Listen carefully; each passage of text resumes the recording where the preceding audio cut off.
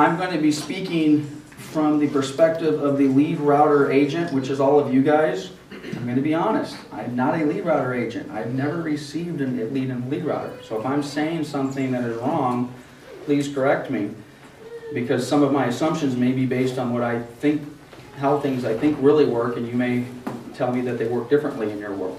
So the gist of what we're going to be doing, I already have a mistake, I'm going to switch monitors here, is, well, by the way, again, thanks for coming. We had, I think we have about 150, 160 agents that are technically working under our Coldwell Banker Pioneer Town and Country and Realty Center flag. We sent an email out to everybody, I guess it was a week ago. And is Anna in the room? Is she still outside? Best I can tell, only 40. How many people RSVP'd at? About between 45 and 50. Okay. Well, it appears as though approximately 2/3 of your peers did an RSVP. Now, keep in mind, a good chunk of that is the Claremont office. You're not going to see it. Nobody's here from Claremont, are they? Okay.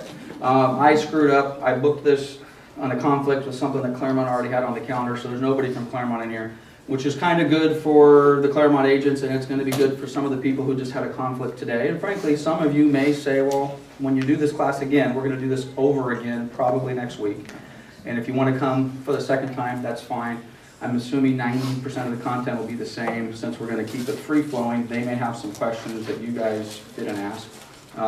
But generally, the bottom line is we're going to fundamentally change Leadrouter, okay? And I'll give you kind of my thoughts. Is we have looked at Leadrouter for the 4.5, 5 years, however long we've been using Leadrouter. To be honest with you, from a management standpoint, we've looked at Leadrouter as a recruiting and a retention tool. So in other words, if you're a new agent coming to, Coldwell Banker, myself and Shelly and the other managers, and prior to Shelly's. And by the way, has anybody ever seen Shelly so happy in the last couple of weeks? God, it really pisses me off how much smiling I see going on over there. But at any rate, we've said, hey, come work for us in our Coldwell Banker family, and we will put you in a Leadrouter system.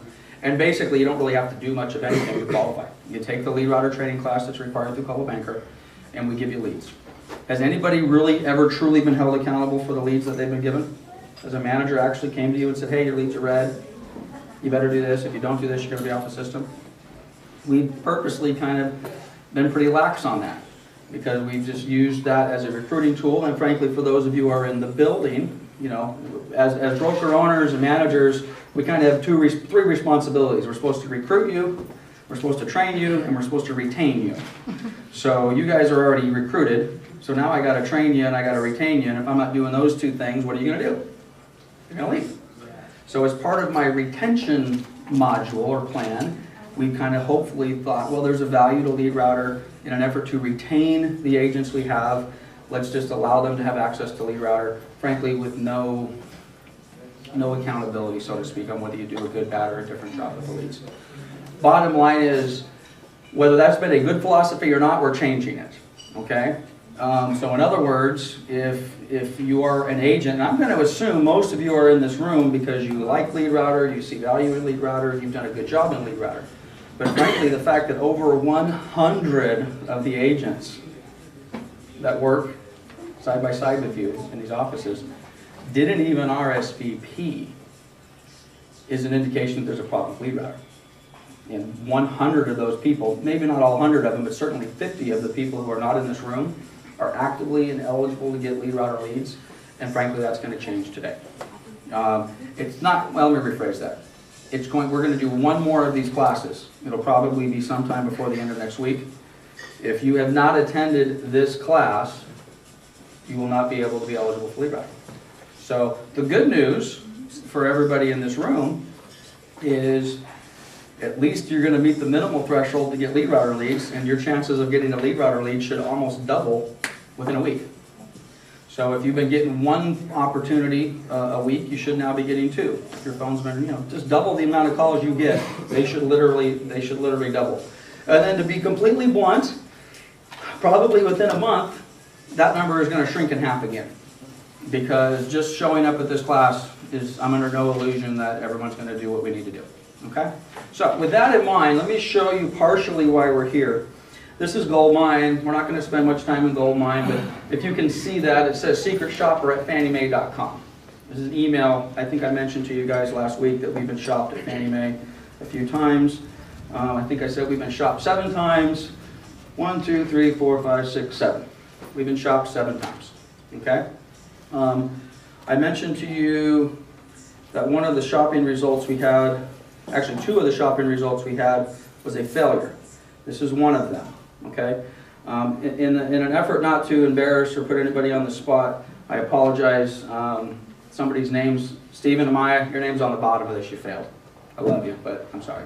But as I've said previously, so to kind of lessen the blow that I just hit Stephen over the head with, Stephen is probably one of the best Leadrouter agents we have, which was kind of scary, because here's one of the best guys we have that failed my secret shopper call. And to be honest with you, if I had an opportunity to just blindly say, I know I'm going to be shopped, and I've got to give this lead out to, I only had 10 agents to pick from in the entire office, Stephen would have been in one of those 10. And I would say, yeah, give that lead to Stephen. And this is the result we got back. So let me share with you some of my fear. Can you see this well at all? Yeah. Let me just kind of give you the basics. They do us on the website. Stephen has no control over that. We got a 5 out of 6 rated on the website, and that's Anna's fault. Okay, we had a picture that was missing or something. Okay, it would have been nice if we had had more pictures and a better description or something like that. We could have got literally a 7 out of 6. We could have got extra credit. We would have been scored well. So we have a little bit of a problem there. Agent response, which is, in the context of this, we got a 60% response. I'm not sure exactly what that means, other than it has something to do with the timeliness that we got back to this lead. Okay, my experience with this so far is they're not expecting a 15-minute callback. By the way, what's the rule to call back the Leadrouter calls? 15 minutes. Okay, well I heard 10. I like that better. We've kind of said 15, but 10's better. Quite honestly, who's got leads in the last couple days? The phone number's changed, correct? Mm-hmm. Okay, you guys now have the new phone number saved in your iPhone. I really would like you guys to be able to, your phone's ringing, you make the conscious decision. I mean, if it really is going to be 15 minutes before you call the lead back, frankly, I probably would prefer you not accept it. Because what I'd like you to do is accept it, and then drop everything you're doing and call them back within 3 minutes. But at any rate, we failed on our response time. Professionalism, and again, I apologize, Stephen, for attaching you to this, but I've got to get it down to the bottom of the email. Whatever you did left a 33% agent broker professionalism level in their mind. Not so good. Agent broker knowledge, 50%. Their expectation, not necessarily your knowledge of real estate. This is your knowledge of the property. This particular caller was calling on, where is it at? San Bernardino Avenue in Bloomington. Who has seen San Bernardino Avenue in Bloomington? How long have we had that listed? A long time. It's a beautiful house, isn't it, Selena? Stunning. Stunning. If I called you right now and said, hey, what can you tell me about San Bernardino? And just a basic question. Well, how does it, you think it would qualify for FHA? Who can answer that question, honestly? Who can answer that question? One of you. Broker knowledge of the property. Okay? Now, the sad part about that is, keep in mind, the consumer is looking at a minimum, they're looking at a set of pictures on a website. And just by looking at the pictures on the website, without even going out to the property, could you tell if it qualifies for FHA? The house is boarded up. Yeah, even if we, the collective we, if you didn't have time to go preview the property, which I heard, I think a week or so ago, well, so we want to preview every single property, yes. Okay, well, even if you don't have time to do that as quickly as I'd like you to, you certainly can go through and take a look at some pictures. It's a newer house, it's an older house, it has a kitchen, it doesn't have a kitchen, it has appliances, it doesn't have appliances, the windows are boarded, it's not boarded. So at any rate, I don't know what the response we gave on that, but if we're giving a response of, I don't know, I haven't seen the house, we're in trouble. Agent broker follow-up, 1 out of 4. I don't really know exactly what that means. That could have to do with we didn't reply back to an email timely enough. Maybe we left a message and we didn't call them back fast enough. Maybe we promised them that who has said the following thing, which I personally think is an acceptable response to a client. They ask you a question, you're not exactly sure, okay? So maybe our broker knowledge is in question. We say, that's an easy enough one. I'm not 100% sure. I don't remember. By the way, I don't ever want to say, I haven't seen the house. We're cutting that from our vocabulary. We're never going to tell the client, I've never seen the house. Come up with something a little better than that. I'm not in the office right now. Let me call you back in a few minutes. I'll get in front of some stuff, refresh my memory, and I'll let you know about the school district or whatever it happens to be. Okay? I'm not telling you to lie, but I'm telling you to get back to them timely. My feeling is if you told them, I'll call you back in 10 minutes with an answer, and you called them back in 10 minutes with an answer, our follow-up would be better. Okay? Same thing applies if we have a lead that comes through the system, and by the way, does anybody think they've been shopped in this room? You don't think you've been shopped? Okay. Well, of the 7 times we've been shopped, I picked up the phone 5 times. I think I mentioned this last week. It was very obvious to me after the 3rd question. Keep in mind, I allowed the client to get to the 3rd question. Okay? Is it possible to shut them down before they get to the 3rd question? Right? Okay, well they're asking the schools, the crimes, the buses, the transportation, the shopping, bing, bing, bing, bing, bing. But then almost every single one of these have also said, and I'm not quite ready now, my aunt's coming out from Colorado, my mom's coming in from New Jersey, so on and so forth, we're probably going to be ready in a few weeks. And the appropriate response would be, well, can I get back to you within the next couple weeks? Yes. Put them in your system, and then what? Follow them up. Okay, basic stuff, right? Overall opinion, 60%. Not good. Email professionalism is 0. That's probably not Stephen's fault, because the email may not have even have gotten to you. It might have crawled through Leadrouter. It came to you in the form of, hey, call these people back. But that's another thing. If we're getting an email lead, and again, I'm talking to secret shoppers now, but generally I want to apply this to all the leads that are coming through. If we get a lead via email, and that filters through to you guys, and even if it has a phone number, I would like you to email them. Okay? And if the email comes after the phone call, that's fine. Hey, it was nice talking to you this afternoon. If you're interested in more properties, follow up with an email. If your email comes prior to you calling them, and I think this is perfectly acceptable. I know some of these email leads, I know they're a little different than the phone calls. Maybe the email came in late at night, or maybe came in super early in the morning. So it's now sitting there. It came in at 6 in the morning because maybe these people are secret shopping us from New Jersey or something like that. You now get into the office at 8. You just a quick reply back. Hey, I got your email. I'll be in the office this morning after 9 o'clock. I'll give you a call, and then you call them after 9. I know this sounds like elementary stuff, but the vast majority of our agents are not doing any of this. So at any rate, and then again, phone call professionalism. I've heard Stephen on the phone. You're better than 33%. But have we all been short? Have we all had other things on our plate? Have we all been busy? Have we all basically kind of pushed that caller aside? I've done it. I probably did it yesterday. I'm certain that someone called me yesterday. I'm like, I'm in a meeting right now. Can I give you a call back? Can I have somebody give you a call back? I don't have, that's not the love. Which is why when you're taking these leads, make sure you've got enough time to take the lead. Okay, then we come down here to the comments, and Stephen, I promise the pain's almost over. This is what our description was. It's a duplex home, excellent opportunity, which by the way, this is not a duplex. Okay? It's 2 on a lot, but at any rate. Home needs some TLC, is that accurate? Is it really accurate?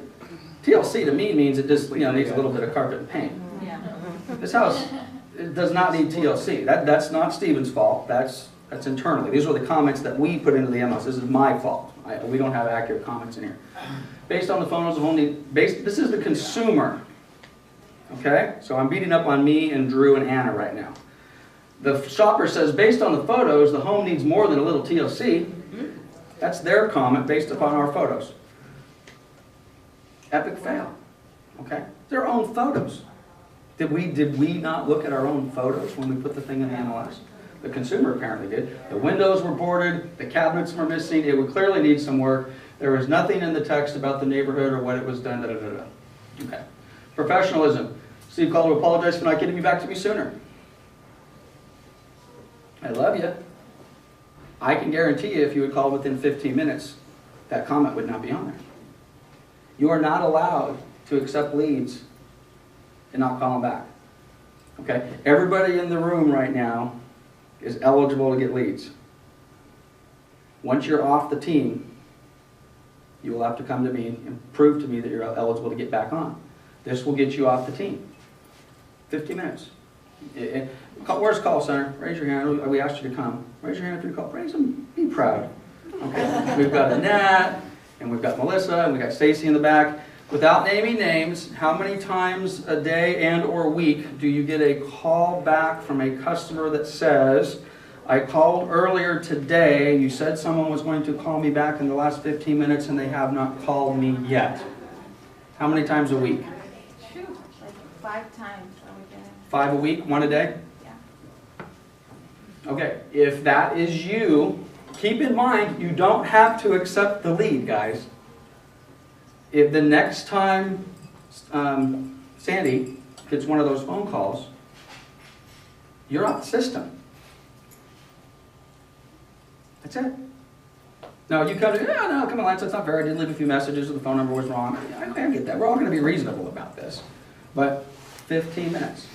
So, at any rate, I'm not going to go through the rest of this, but this is real, okay? Now, the part that really scares me about this is we've had 2 failures, and I was the second one, to be fair.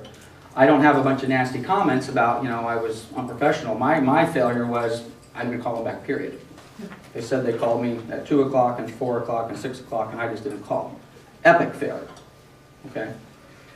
I don't know where the voicemails were, but hey, By the way, I'd like to stand up here and say, I never received a voicemail, therefore it's not my fault.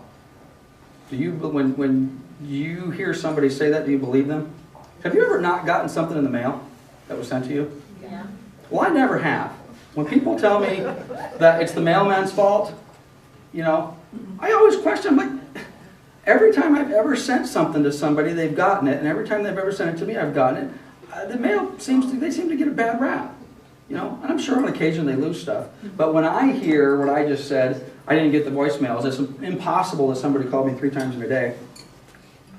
And I'll go to my grave saying it, but I don't believe it. You tell me, I didn't get the message.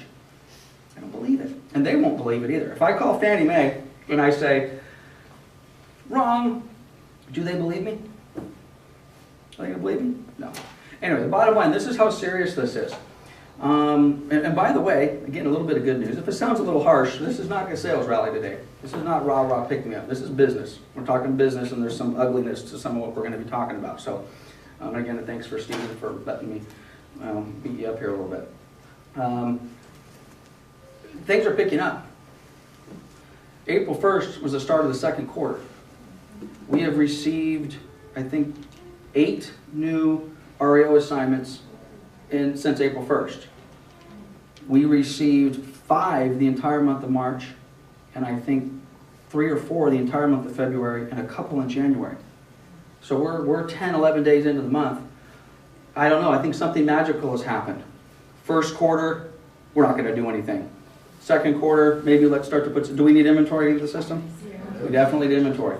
It appears as though we're going to get some inventory. My fear, and then I'm going to get off of this, is that I'm going to get shopped a couple, 3, 4 more times, and they're going to say, Lance, you're not capable of handling our account. I cannot tell you what that means to me and to the office. It's big. It's millions of dollars. Not millions of dollars today, but over the next 5, 6, 7 years that we're going to be doing this with Fannie. And by the way, Freddie's not doing secret shoppers, but I would put Freddie Mac in the same account. It means millions of dollars to the office. And I don't necessarily just mean to me, okay? The buyer leads and the business that comes through this account alone is millions of dollars to the office. So we have to do better. All right, so with that in mind, who has seen the new Leadrouter? Most of you, good. Okay. Now this is a little different. This is the back end side of the system. Like it so far? Love it? Hate it? You got to like it better than the old one. No? No. No? Who said no? I don't like the fact that you automatically say it has to be a hot lead when you can't even know if it's a hot lead until you call the person and the person's not answering the phone. Okay. I think there should be. It won't let you change it to something other than hot? It's hot, cold, but it's not hot, it's not a cold lead. It's nothing until you actually talk. But I think and I don't know, by the way, I went through a little bit of training on this in the last 2 days. And I don't know what they're going to tweak some stuff. But I think the logic, if they were here and I was to ask them that question, I think they would say that they've called, we have not communicated with them at this point, they're hot. Okay. They're going to remain hot until there's some communication made back to the client, and then you can determine if they're really, really hot or not. But someone already said you can change them to cold. You can change them to cold, but they're not really cold if you haven't called them. They're nothing. And you don't know until you talk to the person. Drip kind of means that you're going to push them out for a while, and so there's like not a between follow up to find out where they're at. That's where the notes come in handy. You have a spot for notes, so It is, even if but- it is hot. Yeah, Well, but- keep in mind, and this is a great conversation to have, and maybe this type of conversation is going to dominate the next couple hours. I'm not an end user, so if I'm asking for some unreasonableness, and if the system's not, Stephen and a couple others, maybe Robin or Andre had said, hey, when we put our own leads in, we want to make sure that they're subject to the yellow, green, and red. Okay, that's currently not the case if you type in your own lead. But I mentioned that yesterday or Tuesday, and they're like, oh my God, that's the greatest thing in the world. And actually, the response was hilarious, because I said, believe it or not, there's a couple of agents in my office that actually want to be held accountable for the leads that they put in. And the room busted into laughter. The thought of agents wanting to be accountable. Okay, so you're one of them? Good, we'll add you to the list. I had a question. Okay. The old Leadrouter, I could see all my leads at one time Okay. on one screen. Okay, I can't figure out now how you can't? to do that here. Does anybody figure that out? I Just click on have. all, view all leads. Click on view all. When I tell you, when let's do this. Let's go through, and I don't want you to hold back questions, but that's a perfect question. Let's get through the meat of what I want to get through, and then maybe we can play around with the program a little bit. Well, someone will give me their login, and I'll pretend I'm you, and then we can go in and we can take a look at that sort of stuff. But logistically, this is what I see, and maybe you guys see something similar.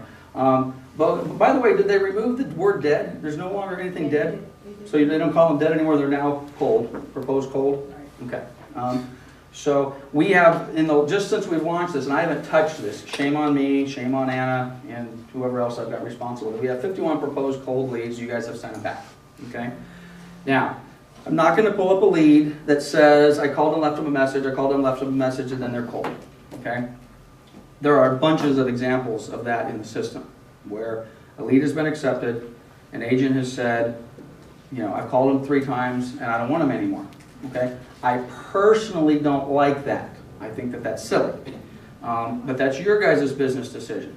If you want to cherry pick the leads and you only want to work with the super hot ones, and then if your definition is the ones that are going to call you back within a couple of days, I'm okay with that. Okay? Because when you send them back to me that says I called them 3 times and now I'm done with them. By the way, just to be clear, I'm not done with them. Okay? So there may be a few of you in the room that we need to talk to and say, give me all those leads. Because I want to know who that is. Because what I'm going to do, we'll take a silly, Drew, let's pick on Drew because he's not an assistant. If Drew leaves one voicemail and kicks it back to me and says it's proposed cold, I'm going to basically go in and I'm going to click reroute. And I'm going to reroute it to everybody, and everybody but Drew is going to get a chance to see it. Now, if Selene gets that, and then she leaves one voicemail, and she kicks it back and says, I don't want it, it's cold, then I think I need to talk to you guys, and just in the fact that, okay, and again, I'm okay with this. You guys only want to work with the leads that are doing something today. Who wants to do that? Everybody. Who's okay with working with somebody who you have to call back for a month or 2? Okay, so if you raised your hand, and you don't mind getting those leads, then I'm going to give them to you. If you don't want those leads, you need to let me know, because we're going to, basically, the magical part about the system is I can partition this thing out in a million different ways, and you're going to see that here in a little bit. Who wants to get these type of leads? Did I just do that with my hands? Wow. Who wants this type of lead? Who wants that type of lead? Who's eligible to get the Fannie Mae leads? Who's not eligible to get the Fannie Mae leads? Who's going to get the, whatever happens to be. So just let me know when it comes to that.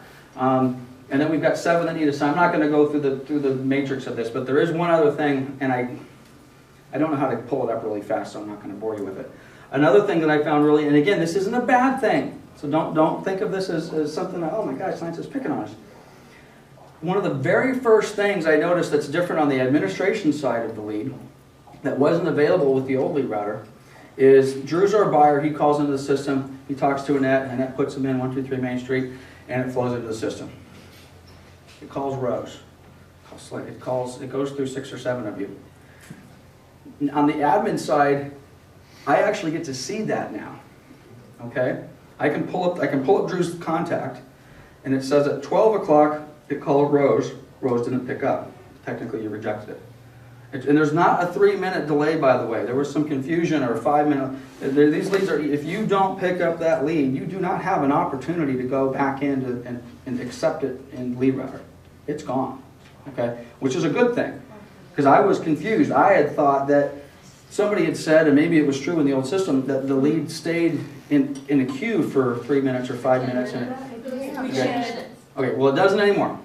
Okay, I wish we would have changed it a long time ago. But at any rate, we just pulled up one lead at random, and I think how many people did it go through before someone picked up the phone? 12 people. 12 people.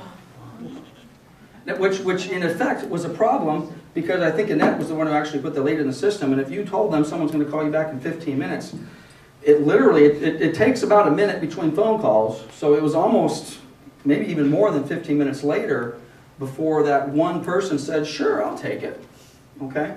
Now again, that's not a bad thing. So if you're one of those, and I'm not going to pull and put the names up on the board, but if you were one of those 12, we've made it very clear. If the lead comes in and you're busy, okay, then ignore it, okay? So that's not a problem, but I got to tell you, I did find it pretty interesting that we went through 12 people, okay?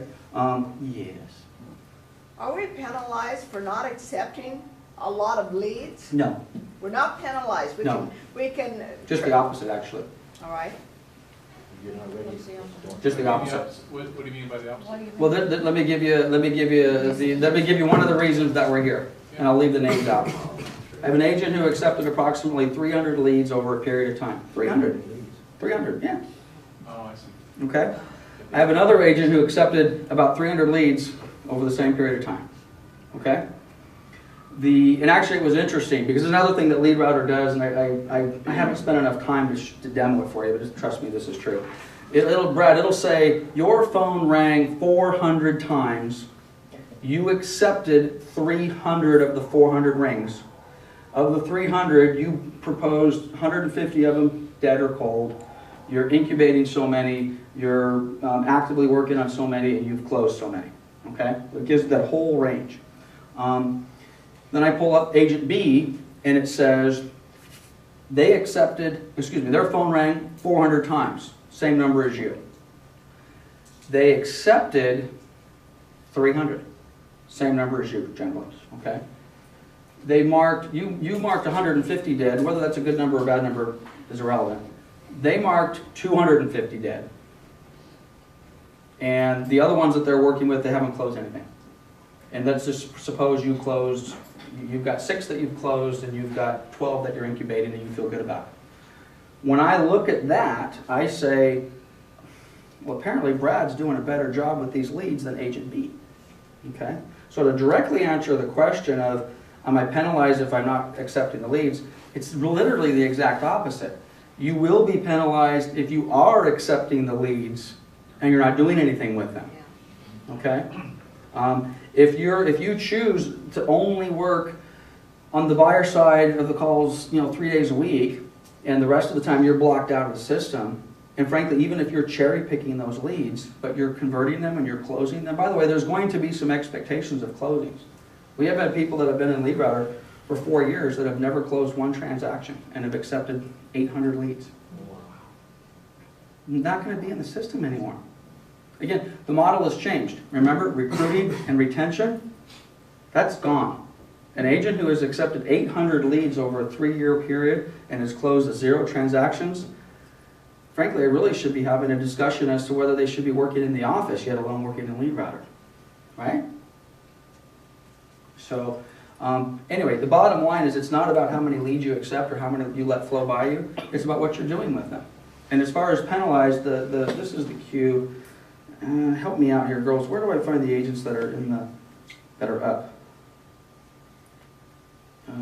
It used to be here on the ad. Where do I find the agents who are eligible to get leads? It used to be down at the bottom of this. Where is it? I think if at the top you do the Manage agents. Untrained.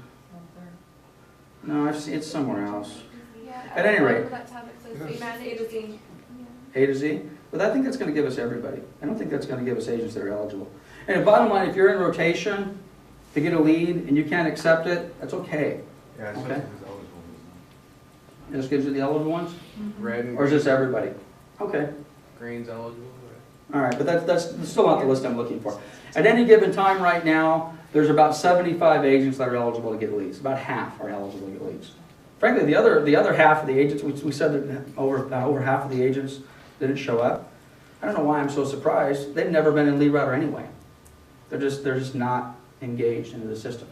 So, at any rate, what I'm looking for basically is guys, who has floor time in their office still? I know Redlands does. Nobody else has. We've got anybody from Covina here? I've got a couple. You guys aren't doing any floor time in Covina. Okay, we certainly don't have it in Rio Valley.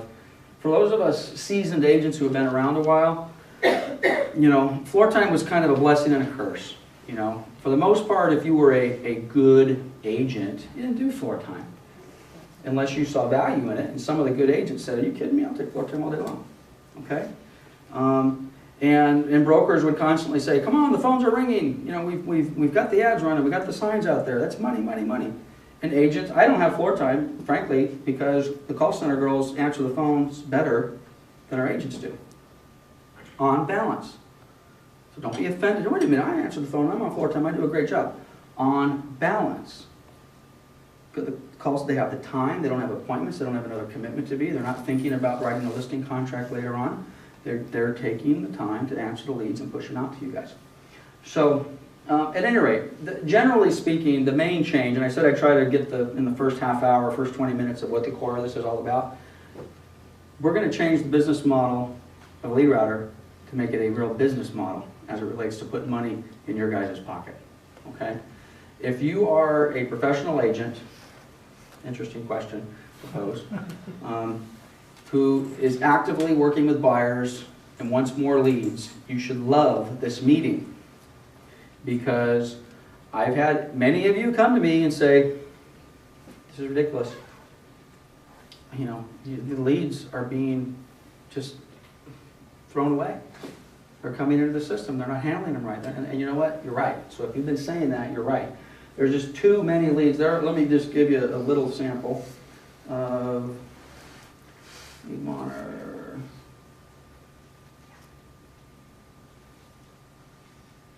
We have, and this isn't even all of them, guys.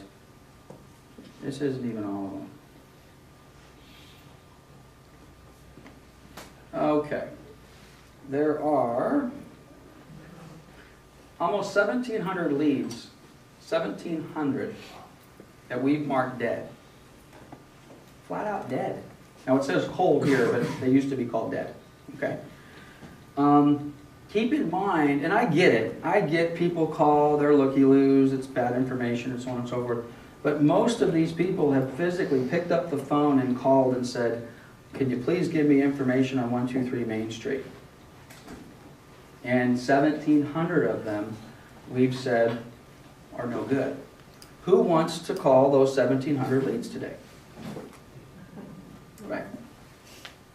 Everybody's hand should go up. And I think if you didn't raise your hand, you were just thinking about it. You just didn't feel like raising it. I mean, do you think there's 10 escrows in there? I do. I think there's maybe 30 or 40 escrows in there.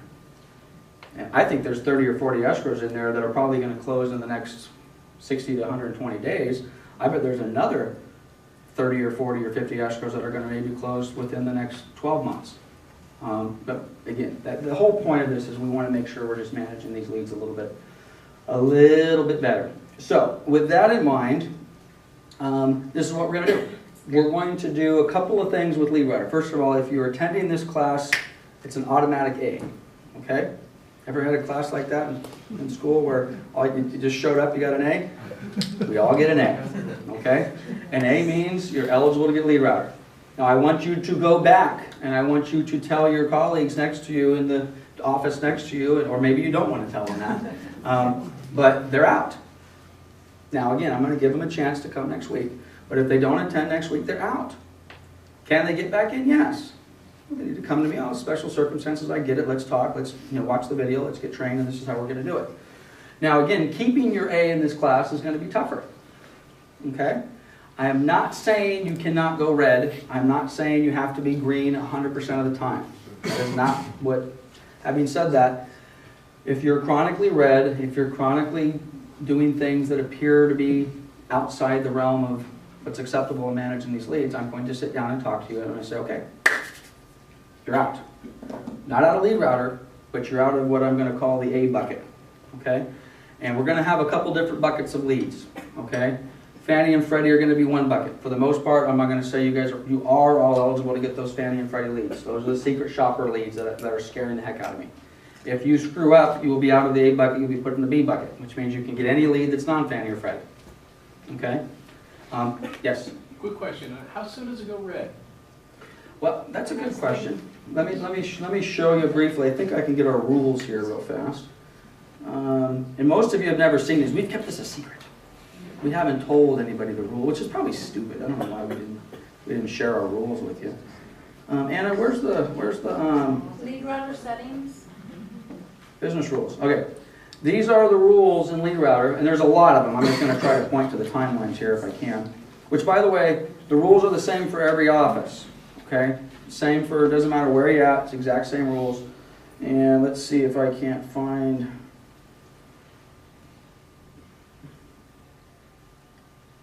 Where's the time frames at? Anybody? Response times. Where do we put the times at? Okay, well, let me try to give you the rules. I think it's 8 hours from the time your phone rings. Okay? Right? Sound right, Shelley? Yeah, it's Yeah. 8 hours. It's 8 hours. Okay, your phone rings. First of all, we need to call them back. Agent responsibilities. Agent responsibilities? Yeah. It's down.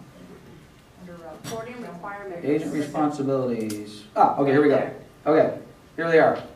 You have to log into Leadrouter within the first 8 hours of the time you accept the lead to put in some sort of status change. So your phone rings today at 1, you accept it, you give them a call, but you're not near a computer, which, by the way, who's got the iPhone app? Gotta tell you, if you don't have an iPhone, I don't think they have a Droid app yet. There's a reason to go out and get an iPhone today, because now you have an iPhone app on your phone, which is a Leadrouter app, and you can do your updating right there on your iPhone from the comfort of your car. Okay? Super slick. Didn't it say that we were to have an Android?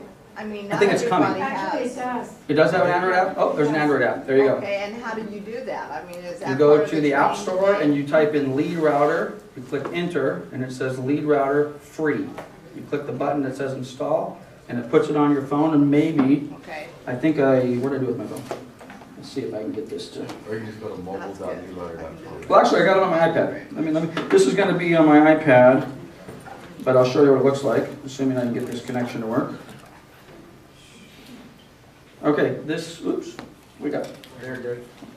Okay, this is what the icon looks like. So if you have, I've never been on the Droid or the whatever App Store, right, we can do but let's just go to the App Store and on your iPad or your iPhone, it's the exact same thing. You go up and you search and you click Leadrouter up in the box. I just loaded it before the meeting started, and it's going to tell me I have a bunch of options. I don't want to do that. And it's going to take me to the store, hopefully, because my 4G is slow. It's really slow.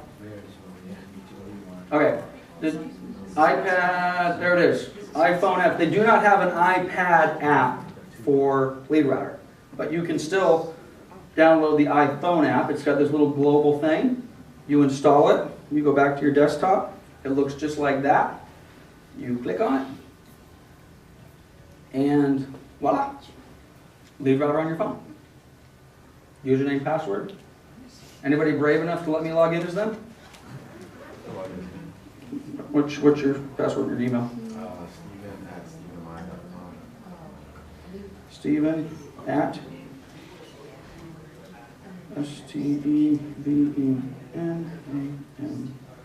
Stevenaya .com. Password? 213 503 6005. Yeah, they give you a pin that you use. Okay, so Steven's going to instantly change his password after this meeting's over today. Okay, so this is the iPhone app, or the Leadrouter app. Did it let me log in? Yeah, just log in. Thought I did that. Okay, so this is going to be a mobile version of Leadrouter on your phone. So while we're waiting for this to load and pull up Steven's stuff, as a matter of fact, let me come back over here. Well, I got a bad connection. Anyway, let's leave that be, but let's go back over here for a minute and let's go back to our rules. So, yeah, the internet's been really weird. It's been like fast and slow, like intermittently. So at any rate, you've got 8 hours. Let's go back to the question. How long do we have to answer the leads before they go red? You got 8 hours. You go into 8. What happens if you go red? No more leads. Do you get my attention? Maybe. Maybe not. And again, don't misunderstand me. If you go red, I do not want you guys to be freaking out. Oh, Lynn's going to get me to throw me out. I'm not going to throw you off the Leadrouter for going red every now and then. It's going to happen, okay? But if you're chronically red and you have 300 dead red leads and you're obviously checked out and you're not doing anything, that's a little different conversation. Yep. But you know, people should really be checking in and out more often because, Agreed. and it's to your benefit to check out, because if you're not going to be in today and you don't check out, you're going to get your 3 calls and then you're going to go to the bottom of the rotation again. Yep. But if you check out, when you check back in, you should pop to the top of the rotation. That's right. Everybody hear that? It is in your advantage. If you are going to check out, and I mean check out, you're going on vacation, you're going on a cruise, you're going to Mexico, there's no cell service. Go into Leadrouter, and this is not the class to talk about how to do this, but go into Leadrouter, check yourself out. I'm going to be gone for 3 days. I don't want any leads. There is a problem with that, though. That solves one problem. That solves your phone's not going to ring, and you're not going to get a lead, which, by the way, even if you didn't check out, effectively not answering the phone is doing what? Checking out. Checking out. Okay? So just don't answer the phone. You checked out. The problem is, let's suppose when's the second report. Who asked the question, when do you know when you go red? Who was asking that? Brad? After 8 hours, after 4 days, after 10 days, and then every 30 days after that. Okay? So you update the lead today. 4 days from now, you're going to go red again. 10 days, you're going to go red again. And then every 30 days, you're going to go red after that.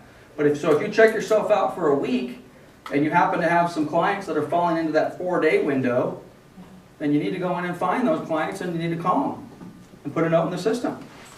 It says, hey, I'm going to be out for a few days. I've sent you a list of some properties to look at while I'm gone. I'll be back in on Tuesday and let's go out and look at property. Okay? Or if you're going to check yourself out as far as not getting any new leads, then take your mobile app with you, and when you're in Vegas goofing off, you know, who works when they're not working? We're in the real estate business, folks. I have never had a vacation in my life where I haven't worked. And maybe that's a sad commentary, but that's the life I've chose. But I mean, you know, some people are like, oh, come on, I'm on vacation, I'm on vacation, I'm on vacation. Well, you chose the wrong business. You can't do that in this business. This is not a business.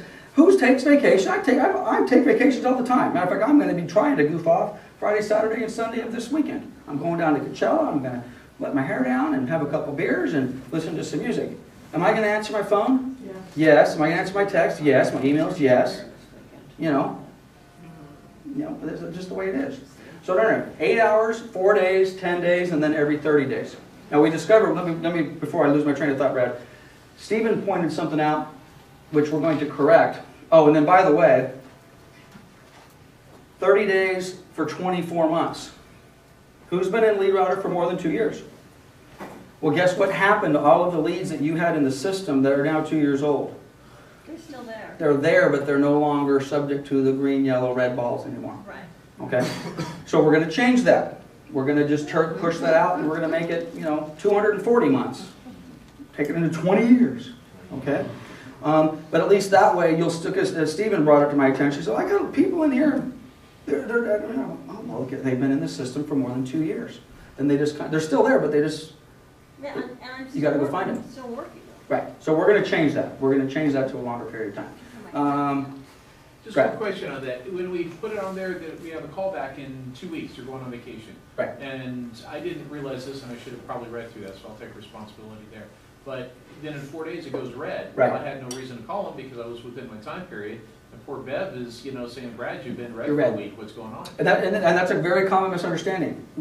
When you're thinking you're checking out, and I'm glad you brought it up because we've talked about this for years now, checking out only means your phone's not going to ring. It doesn't check you out from the responsibility of keep calling back the lead. If you check out for 2 weeks and you have any leads if you have any leads in the system, you're almost guaranteed you're going to have somebody on day 4 and day 10 that you're going to have to call back. Or certainly day 30 that you're going to have to call back. If we've got it for 2 weeks, though, is there a way to adjust it so No. it goes red after the 2 weeks? No. I don't believe so. That's fine. Can't you call and re-update it? I don't know. Before the time that We you're have to supposed go to? back in then throughout the Okay, recess. I'm being told that if you know one's going to go red in 3 days and you definitely don't want to be doing business in 3 days, that you can go into that lead today, put a phone call into them, send them an email, put a note in there, and then that'll trigger them to go out to the next cycle. You can also set when you want to do the next follow-up. If they say, oh, we're not ready, we're gonna do our taxes in 2 weeks, Right. you can change it to call Yeah, but back it still in 2 goes weeks. red on you. I think it does. I think if I've they're in that early stage, then it's still going to go red. So, but you've got to go in there and put in. But this is the difference with that. If that's the case, I wish that was the case. Well, we can I wish that was the adjust it. case on all of them. When they were red, I wish I went in and I looked at it and it said it's red, and then I saw a note from Selene, and Selene said, today that they're getting their taxes and there's been a death in the family and they're going to Europe and they're going to come back on July 5th. And I looked at it and I said, oh, big deal, But and then it would be that's not the case. That's really not what's happening. What's really happening is we're just not calling back. You should be checking in every day. What about the Sure. ones that are not ready, they're getting pre-qualified, they're pretty much not ready? And you're gonna incubate them. Incubate them, but Yep. they still show up red. Yep, After 30 days. I know. So you have to incubate them every month. They're going to go red. They're going to go red if they fall into this category. If they fall into any of these categories, they're going to go red every 30 days. If you're incubating, and correct me if I'm wrong, if you've got that example I just gave you, I am going out of the country. I will not be back until August, and you put them in for a follow-up on August 1st. I think they'll still go red every 30 days, correct? Yes. Okay, well, then the answer to the question is what Stephen said. You got to check in every day, or every other day. Just check in, take a look at them. And who uses a contact management system? Oh, it's so sad that, actually, you know what? I'm going to take that as a win. Raise your hand again. 8 of you, 9 of you? Thank God. All right, God bless you, okay? If you're using a contact management system, do you like this as a secondary one? You do? Okay, well then I was going to say I would hate it. I mean, I need gold mine. I would hate having to go into gold mine and go here, back and forth, okay? But if you're not using the contact management system, then use this as your contact management system. Then this is it. Those of you that use a contact management system, are you in it every day? Well, if you are not in it every day, then you don't have a contact management system. You have a filing cabinet to keep names and phone numbers. I have a manual list. Man, shame on you. Manual list. I carry. Do you know how much more business you could do if you got that? I know. Okay. All right, so these are the rules. We're going to adhere to them. Right now, if we go back and just look at red leads, anybody want to take a guess at how much? Well, I don't even, where do I find my red leads? Lead monitor, all leads. Where do I find my red leads, Needing Anna? attention, monitor leads needing attention. Leads needed attention. Is that the same as the red? No, let's see what we got. I'm just looking for some red. You're on Stevens, you're not on, No, this is me. I'm back in as the admin. oh. These need attention in one form or another. View all leads. Red. There we go. All red. Anybody want to take a guess? 368. Now, again, in fairness, well, there's some property management leads in here. There's 1,533 red leads. Now, in fairness, probably about close to 1,000 of those leads are property management leads. I need to partition those out. But I assure you, there's at least 533 of them. So those aren't dead leads. Those are active in the system that have not been called, and they are red.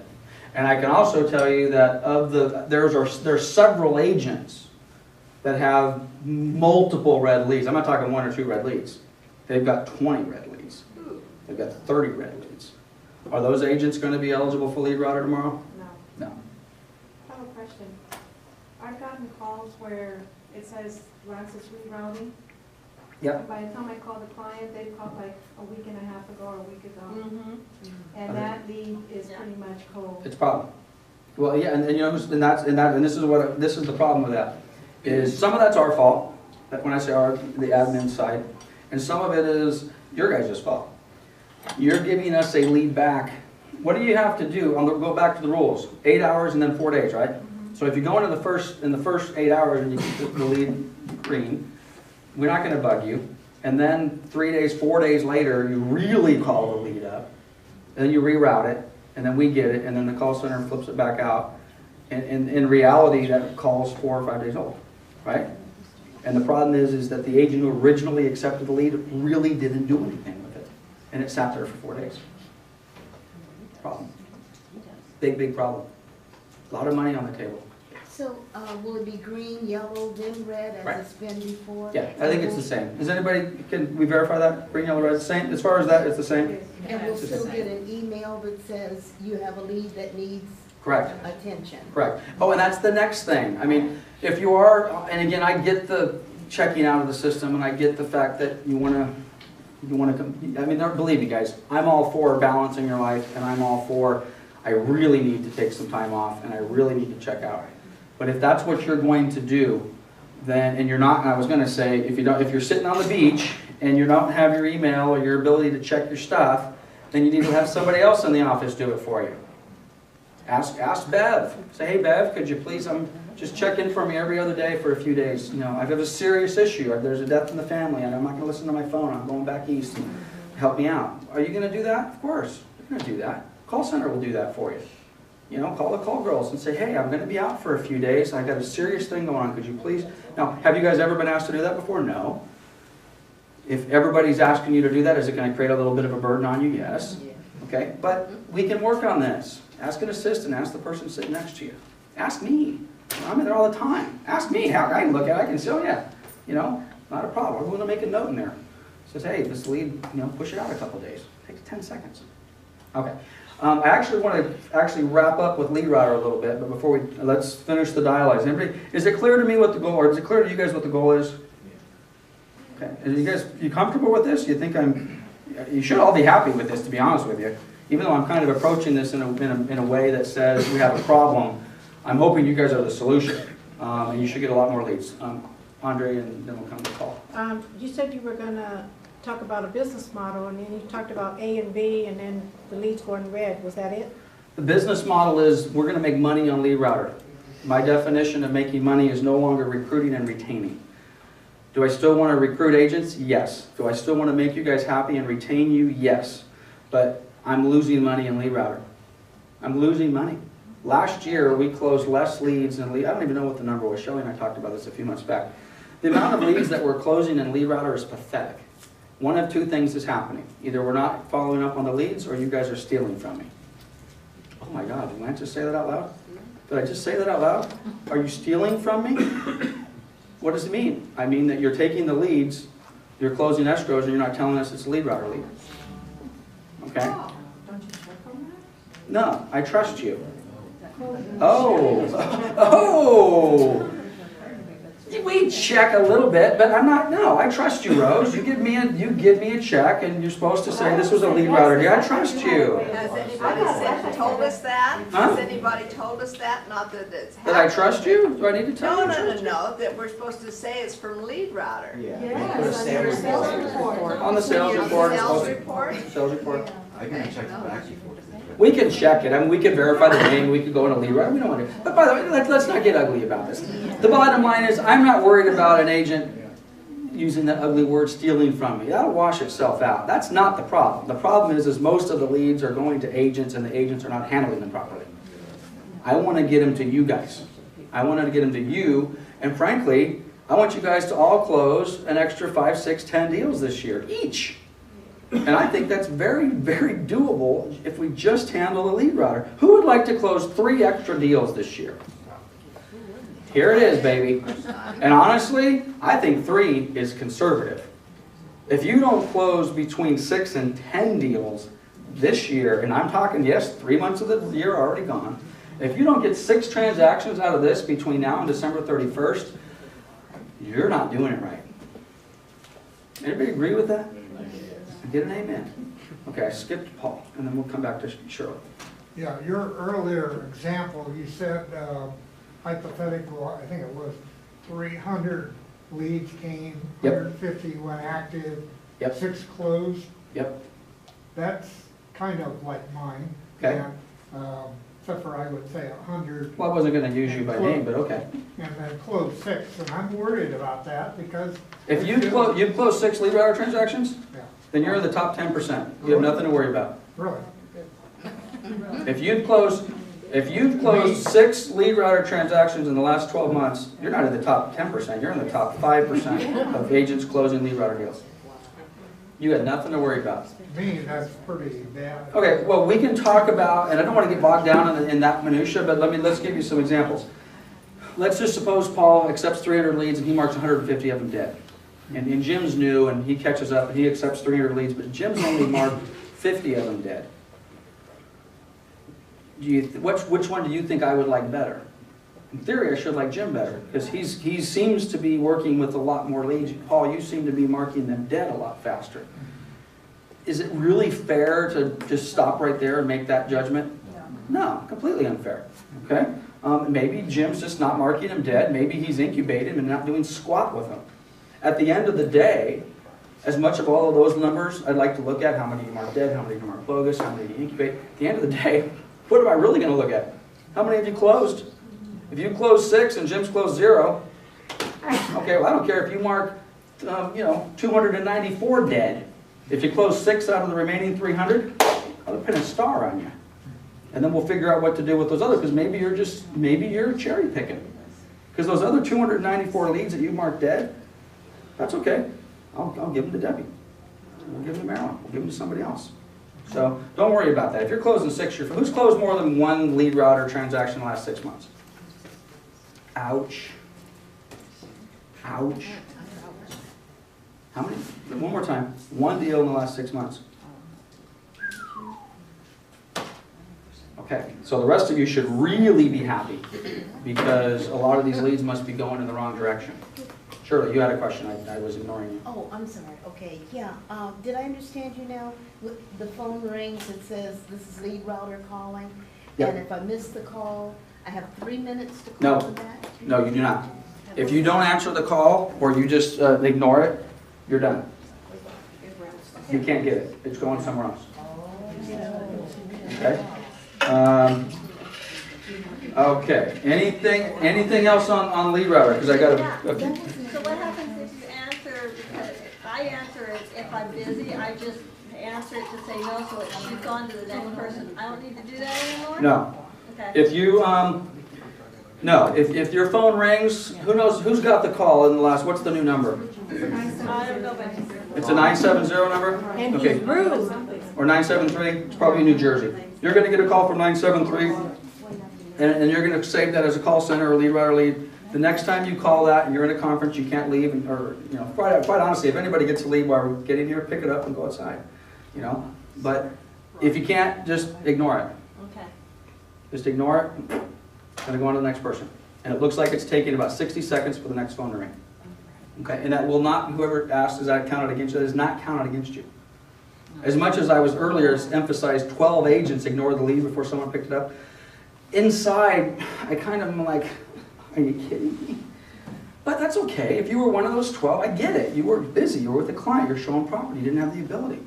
My fear is that a lot of those people who skipped the lead were not busy. They were not showing property. They were just not working. But that's okay too, you know. All right, anything else on Leadrouter? Because I actually kind of want to get into a little bit different topic along the same line. Yes.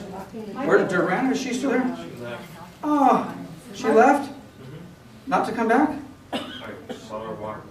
Why don't you call her and see if she can come back? My picture went Please. off on the news this time. Yeah, I don't know what happened to those. I don't know how to get it on. Yeah, we lost everybody's picture. Yeah, and you've tried it, you can't get it back on? I tried. Mine popped back on, mine just. It did pop back on? Yeah. Let's see if I we don't know how can, to do it. let's see if some of them pop back.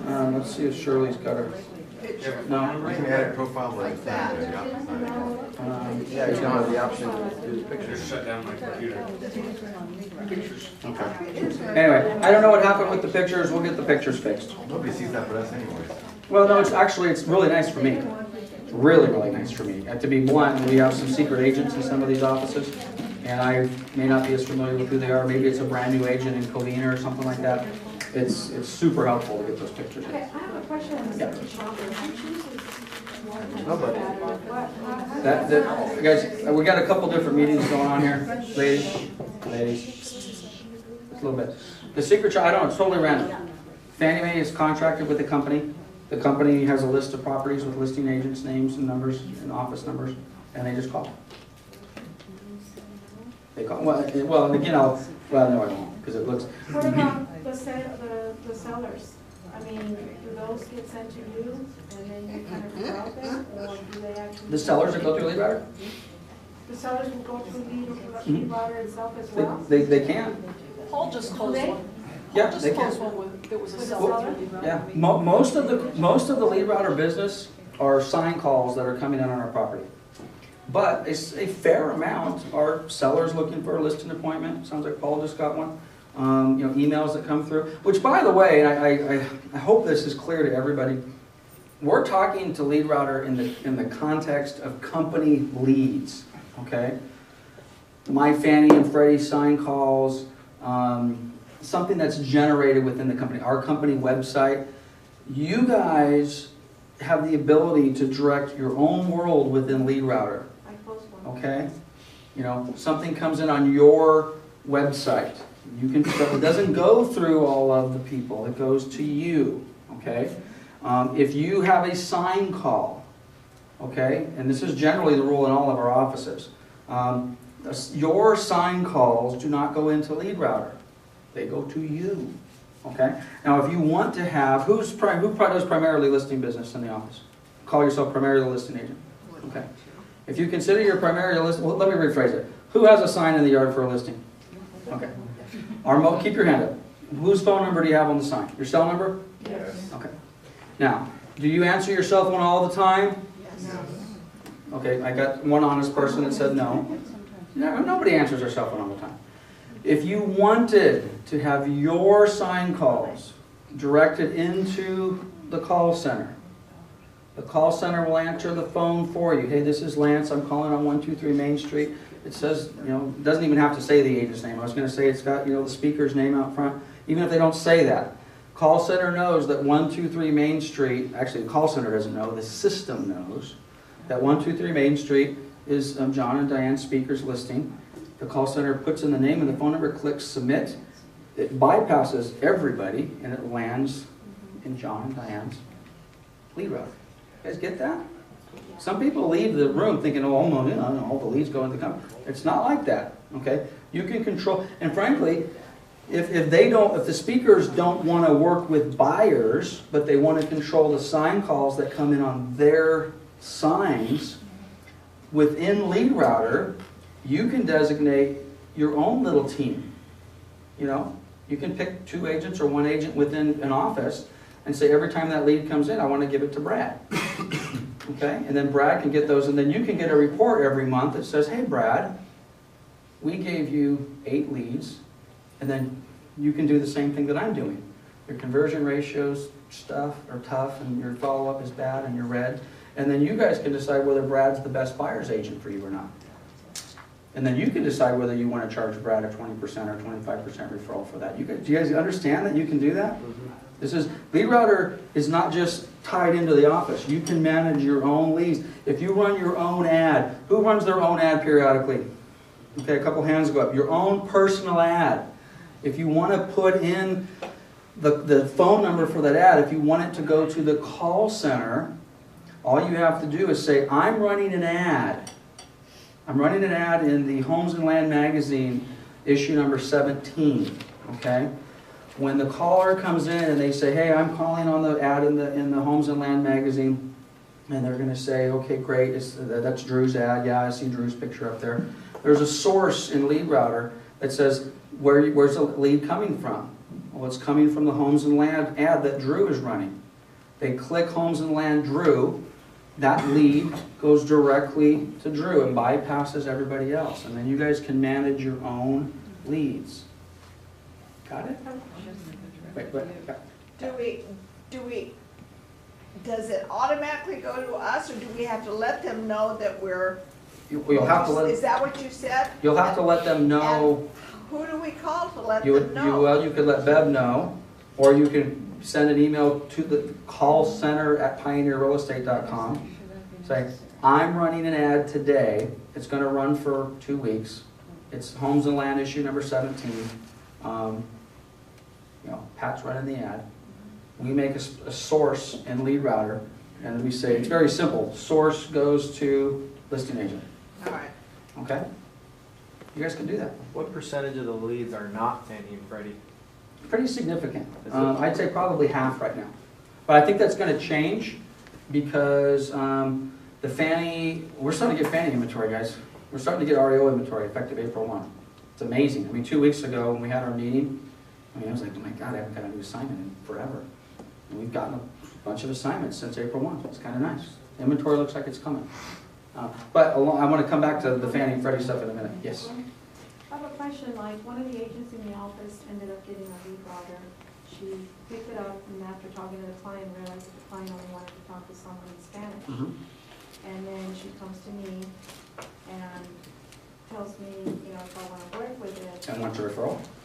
Yeah, but, after paying you the referral and then paying that agent the referral, Yeah. I mean, how do you handle that? That's kind of tough. Who's done that? Who's got a lead? No, but have you gone to somebody else and said, hey, you want my lead? But I want a 20% referral, and I got to pay Lance a 20% referral, and I'm on my split. I would suggest that you don't do that. I mean, if you want to do that, then you work out a deal with an agent in the office that says, hey, this is the deal. When I get a Spanish speaker, I'll give them to you, and when you get an English speaker, you give it back to me, and we'll trade off. Okay?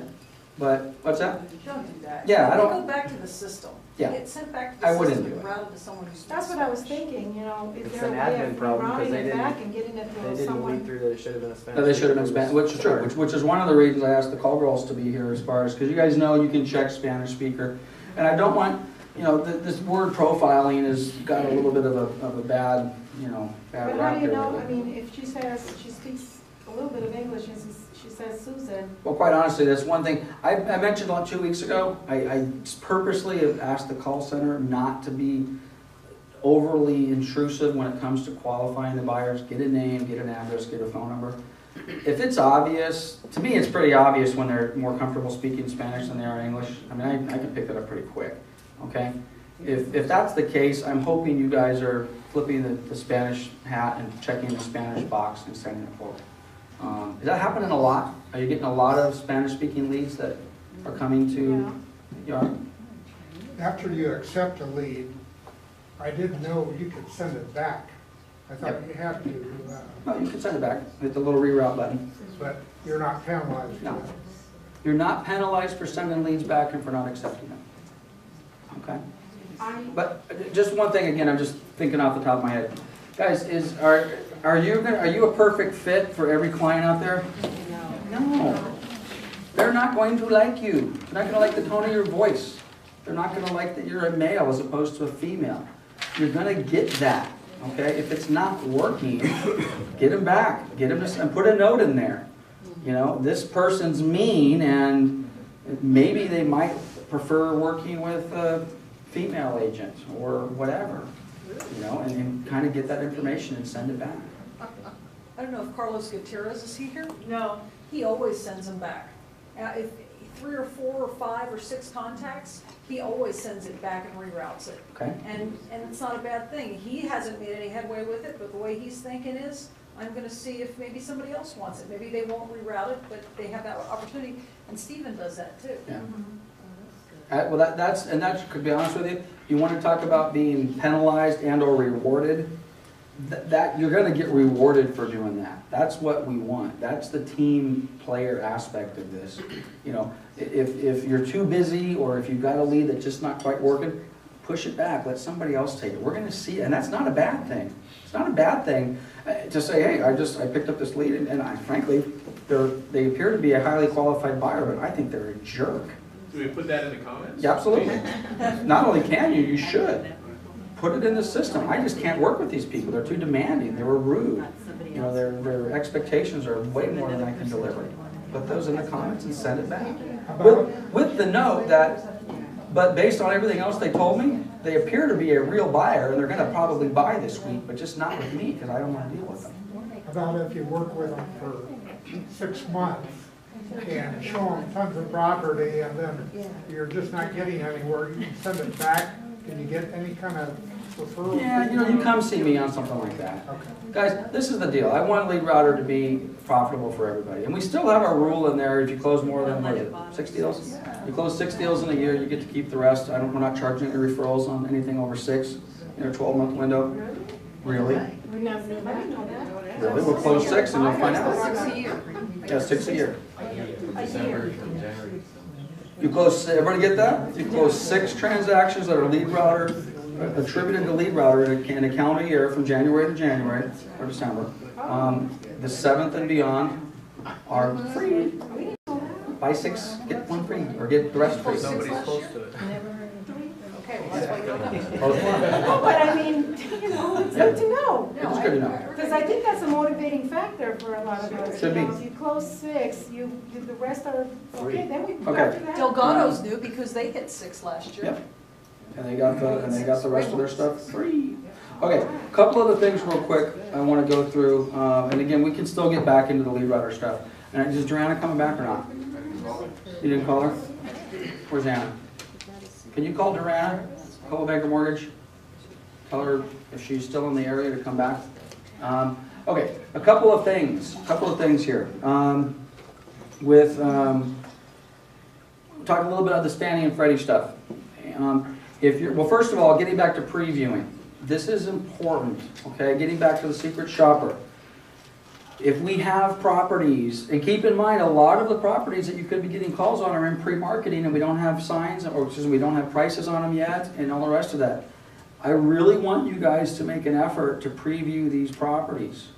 Now, I could tell by our show of hands last week or 2 weeks ago that it doesn't sound like a lot of you are out previewing properties. I will tell you point blank, if you are previewing properties and you are showing a knowledge of the inventory above and beyond everybody else, you will get more leads. And you may end up in a different group. You may end up in the group that says, these are the agents that have previewed everything and they know what they're looking at. Okay? And wow, now I have to attend a class, and I have to call them back on time, and now I actually have to go out and look at the properties? Yeah. And if I just eliminated 2/3 of the room, then I'm sorry, but I just eliminated 2/3 of the room. You need to see these properties, okay? I understand you might not be able to see everyone all the time, but you need to see them. And then on top of that, you need to know what type of loan it is. Now, I've been asking for 20 minutes of Duran. Who knows Durana? Coldwell Banker Mortgage, Marina Valley office. Rick Waller. Raise your hand, the Redlands folks. Okay. We have a new relationship with basically Coldwell Banker Mortgage and PHH. Let me show you something here real quick to kind of put the, who's heard of Coldwell Banker Mortgage before? A few of you. Is it a little self-serving that we are Coldwell Banker and we want to use Coldwell Banker Mortgage? No. Who said no? Okay. I don't think it's self-serving either. Is it possible somebody else could think that's self-serving? Possible. Okay. Who's heard of PHH? Okay. A few of your hands. This is a list. I asked Rick, not Rick, who did I ask? Paul, somebody with Coldwell Banker Mortgage. PHH and Coldwell Banker Mortgage are the same company, by the way. Okay? This is a list of in 2006, the top 30 lenders in the country, top 30 lenders in the country in 2006.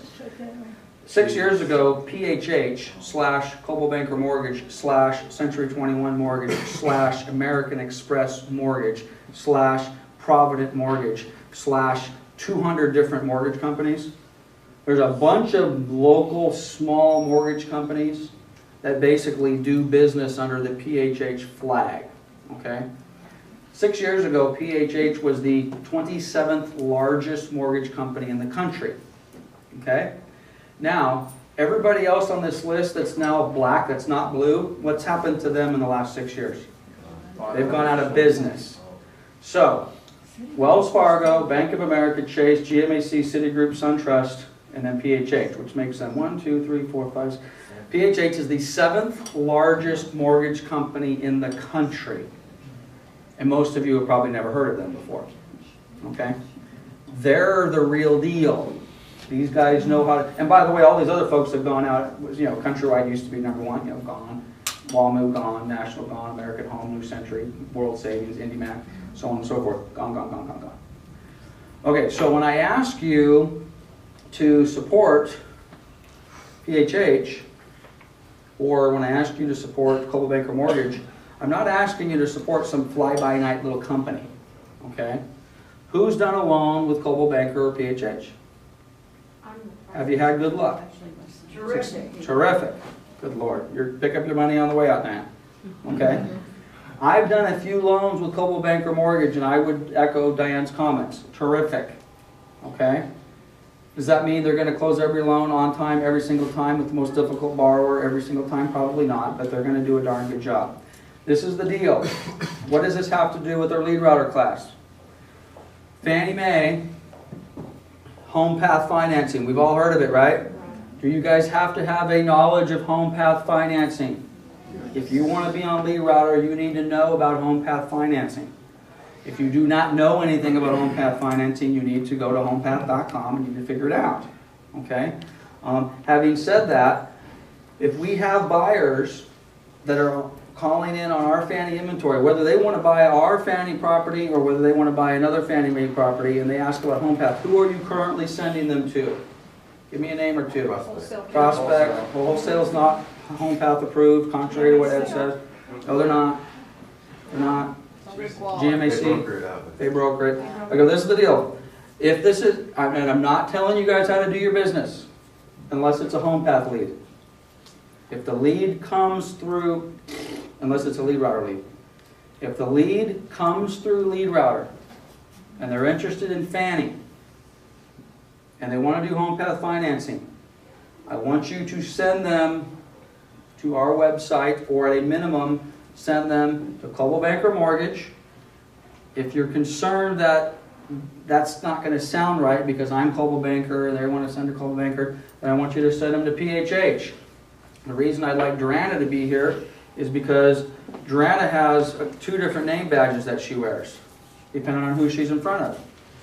She's got the Coldwell Banker Mortgage name badge, and then she flips it over and it says PHH. It's the same company. Okay? And quite honestly, she probably walks down the street into the Century 21 office and flips on her Century 21 mortgage badge. Now, that may sound a little odd to a few of you, but that's how it is. All right? At any rate, if you're getting leads through Leadrouter and it's on a Fannie Mae property, I'm asking you to use this mortgage company, PHH or Coldwell Banker. And to be blunt, it means money to me. All right? They're gonna, if we give them enough leads, there's going to be some marketing fees, which allows us to do additional things and put it back into the office. Now, not only do I want you to send them these leads, I would really, really, really like you to do it, have them go to our website and click on, hey, I want to go to PHH Mortgage, and click on the link. It's going to basically prompt the consumer to fill out a first name, last name, contact number, email. Even if you're doing that for them, you can put down in here Joe Smith, contact number, email, and then maybe under their last name put, you know, Stephen Amaya, which would tell me that Stephen Amaya put Joe Smith's name and phone number into the system, and you're sending them over to Durana or Rick or one of the other PHH folks. Okay? Check if you're a human? Check if you are human, if you can't see that. Yeah, well, it's going to require first name, last name, phone number, email, and that's instead of having to type in those, those funny letters. We just check if you're human, which is crazy. Every time I see those funny letters, I don't know what the heck happened. There's at least one letter in there. I don't know what it says. Human, can't figure that one out. Check if you're human, as opposed to a computer going in and Brian will explain the human thing. It just makes sure you're human. Could Brian put in a thing there under information that says your agent? We could put another line in here. Oh, like who are you? Or maybe just a small comment box. And a small comment box would be Shelley going in and putting in Sally Smith with the phone number and email, and a comment box saying, hey, Durana, I just put this person in, call them, or they're going to be calling you. The reason I want you to do this is because then I can track the leads. I can track who we're giving these to. And let me give you a little bit more, and if I sound like this is painful in my voice, it is. Chase, who knows we do business with Chase? Okay, we got a few hands in here.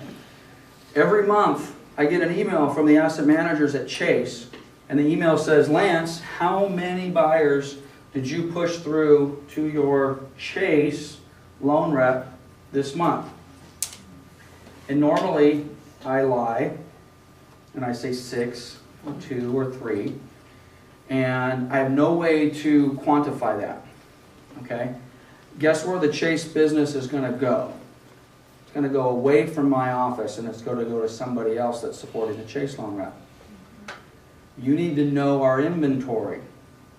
When a call comes in, or when you're showing one of our Chase properties, which right now is, I don't know, probably 15%, maybe 10% of our overall inventory, the expectation is, whether you use them or not, okay, whether you end up using, our loan rep at Chase is Mario Martinez.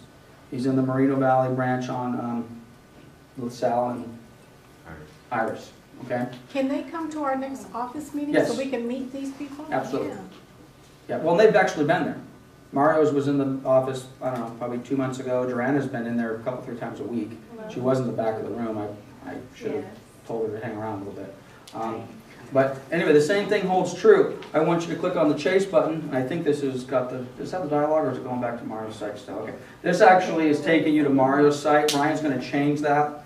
We don't want it to go directly to Mario's site. We want it to do the same thing that the other one just did, and it will come up.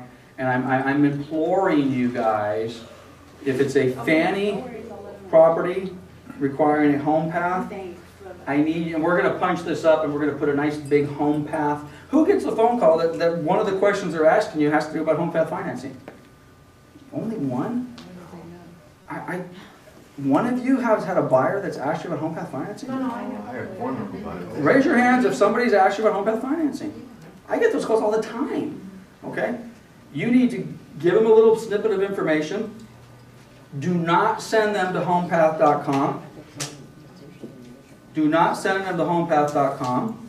Send them to our website, financing, get pre-qualified, and Brian's going to take this where it says home, you can't see that, it says home path approved lender. We're going to blow it up nice and big, and we're going to say feel free to pick 2 of the home path approved lenders. Get pre-qualified there. If they don't do it, you already have a name, you already have a phone number. I want you to go to our website, click on, by the way, whether you click on PHH or Coldwell Banker, it's going to the same place. It's either going to go to Rick Waller or it's going to go to Durana. Okay? Doesn't matter which one. So if you're, for the Redlands folks, even though, and I agree with you, I love Coldwell Banker Mortgage and Rick's done a good job. Don't worry about it if the consumer says, I want to do business with PHH because I think there's a conflict of interest. Rick Waller's still going to get the business. He's just going to put on his PHH badge. Okay? So you're still going to get the same professional business that you've been accustomed to. But anyway, the same thing applies to Chase. Okay? You know, if you get a lead on one of our Chase properties, it's mandatory to get a Chase cross-qual. Right? Okay. So no longer do I want you, who has a relationship with someone at Chase right now? Anybody? A couple of you? Okay, and who are you using? Tiffany Mothershed in Redlands Branch. Okay. You love her? Yeah, she's real good. Okay. If you're going to send them to Tiffany, do me a favor. Still go in here, click on the button, put John Smith buyer. I sent them over to Tiffany. Okay? I know that's a pain in the butt, and I apologize. but it's good for the company. Basically what that's going to hopefully allow us to do is to pick up more Chase REOs, which means more sign calls and more buyers and more inventory and all the rest of that. Because the bottom line is if we're not going to do it, we will have no Chase REOs. Because Chase is adamant about giving the business, the REO business, to the offices that are supporting Chase. And the bottom line is you don't necessarily have to do loans with Chase.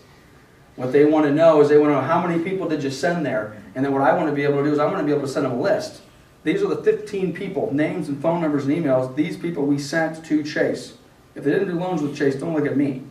It's because your loan rep's no good or your program's no good. But at least I sent you the people. All right? Will you be cross-qualified on your Fannie Mae or Freddie Mac? Will you be putting on the bottom cross-qualification with PHH mortgage? Not on the Fannies and Freddies. Fannies, Or home Fannie- path. Or, I mean, home path.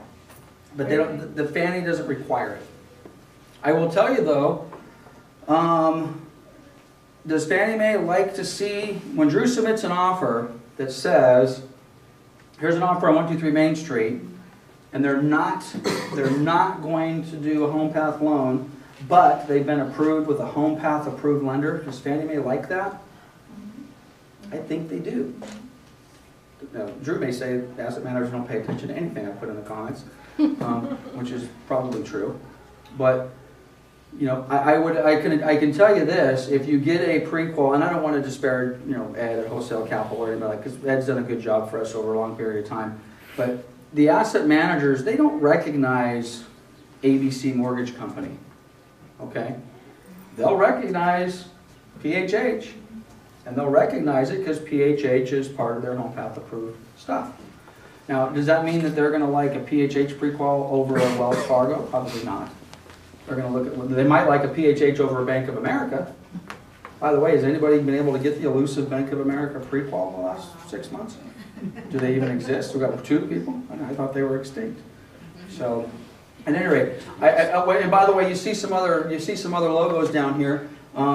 You know, we're trying to develop a relationship with Caliber. B of A's on here for no other reason. We do have B of A. Same thing applies, by the way. We do have B of A properties. Does the B of A REO require a B of A cross-qual? Yes. Same thing. I want you to click on this link. Who's having trouble getting B of A cross-quals? Everybody's hand should go up if you're trying, because they're hard to get.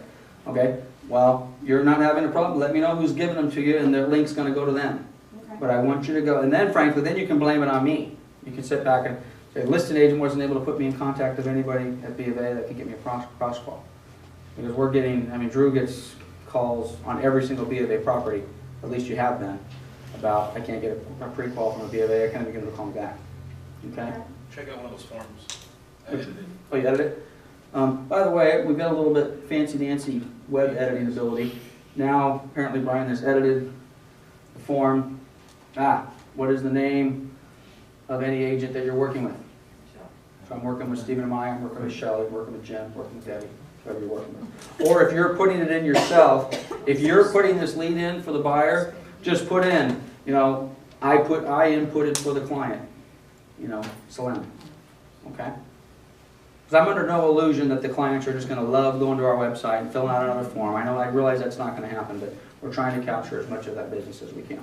But this isn't mandatory, right? That's just something. Well, it's if you're doing a Fannie Mae and they want home path financing, and it's on a Leadrouter lead, this is mandatory.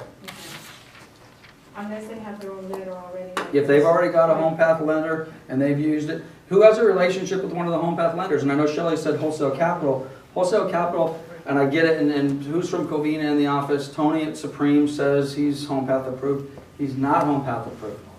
Ed at Wholesale Capital is not home path approved. What they're doing is they're brokering it out to somebody who is home path approved. Correspondent lenders. Correspondent lenders. Out of 5 people on this, Right. every single They've got to day. be on the list. Somebody mentioned they were doing business with Prospect. You know what? Prospect has done a good job on balance with the home path financing. I'd like to support Global Bank for Mortgage, to be honest with you, for selfish purposes. And they do a good job. I mean, Diane said, what word did you say? Excellent or? Excellent. Perfect, excellent, superb. They do a darn good job for us. So, Okay, so we're pushing an hour and a half. That's good. I've pretty much covered, for the most part, I've covered what I wanted to talk about. So let me just recap here a little bit as it relates to the expectations. Next week, we're going to do our second one of these meetings. If you want to come, that's great. If you want to go back, we'll put the video on the website. If you wanted to replay what I said to make sure you heard it right the first time, feel free to watch it again. Feel free to call me. Feel free to text me. But more than likely, by the end of next week, your calls in Leadrouter should more than double, because half of the agents in the office won't be eligible anymore. Okay? Phase 2, it continued, and most of you, again, most of you do a good job. I mean, I'm gonna leave the names out, but most of the people in this room, I've seen you on Leadrouter, I've seen what you've done, you do a very good job. You have nothing to worry about.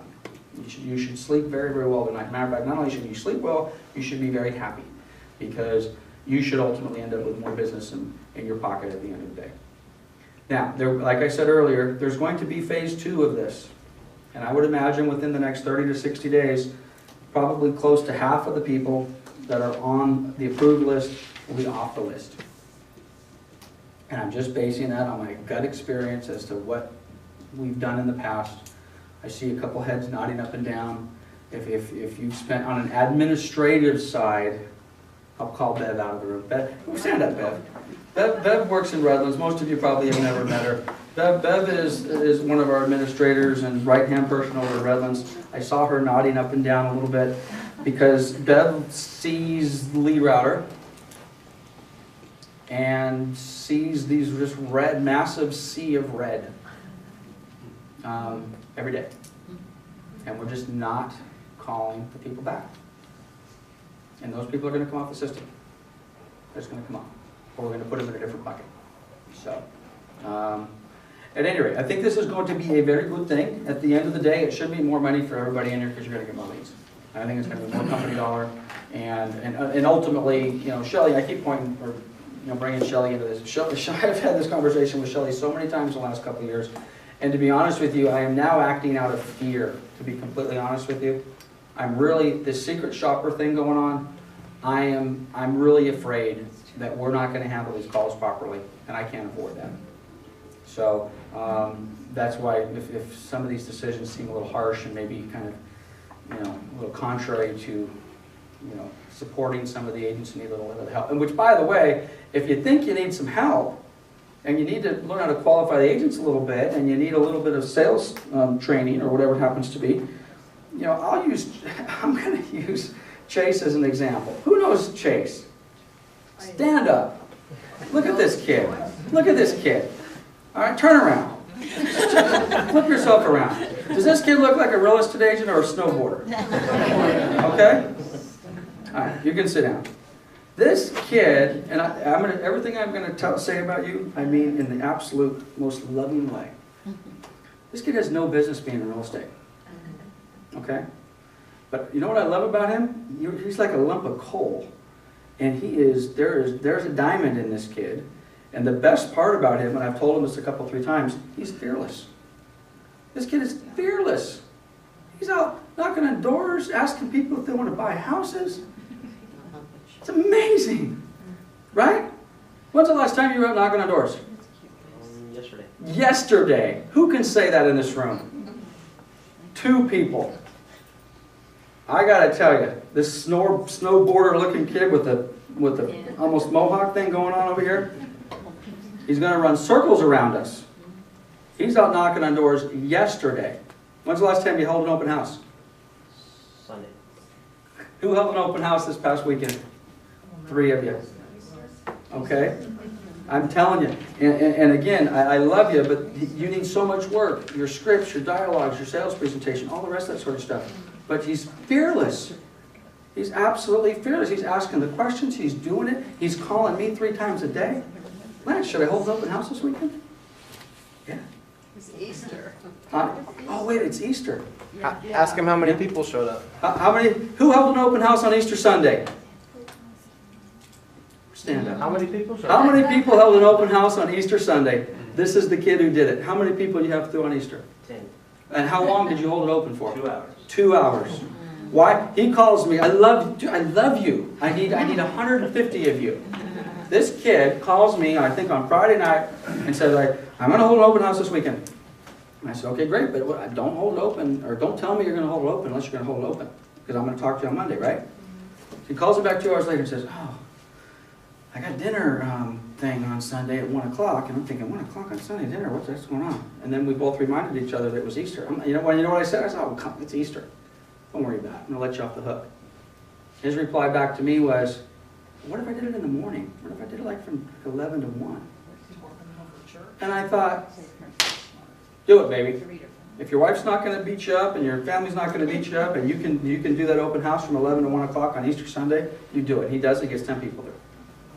And his first 2 closings were Leadrouter, weren't they, or 3 now? Yeah. I don't know. No, I got the first one closed and I have one more about to close. Right. So I apologize if I embarrassed you. But the only reason I bring Chase up is if you need some help and you're concerned about how you're going to fit into this new Leadrouter, or you're concerned about how do I stay with the technology, or I need help with the closing techniques, or I'm not closing enough, just ask for help. Ask me. We're gonna, we'll get you the help we can. We'll get you trained. We'll get you in, we'll go door knocking together. We'll take some calls together. Hold an open house.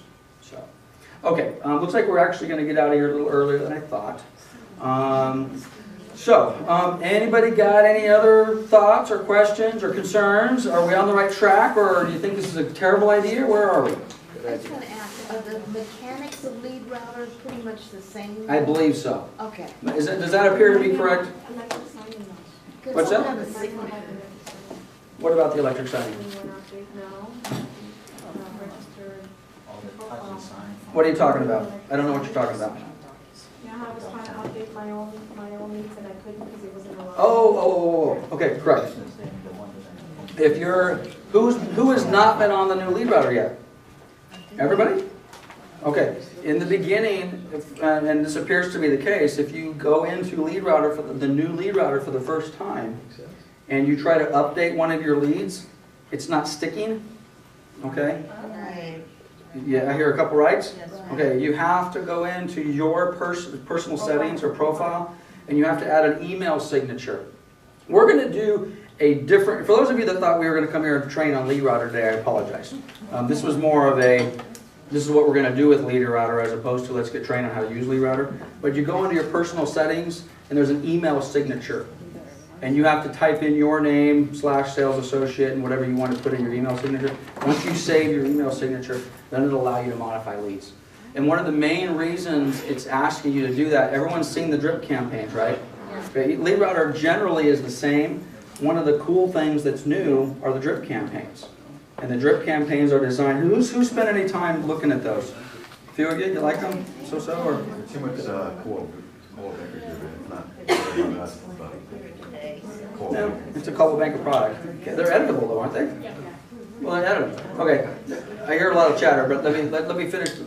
Yeah, go ahead, Tony. I just had a question on Leadrouter and data. Is there an average number of leads today that an agent in our system would receive in a month, say?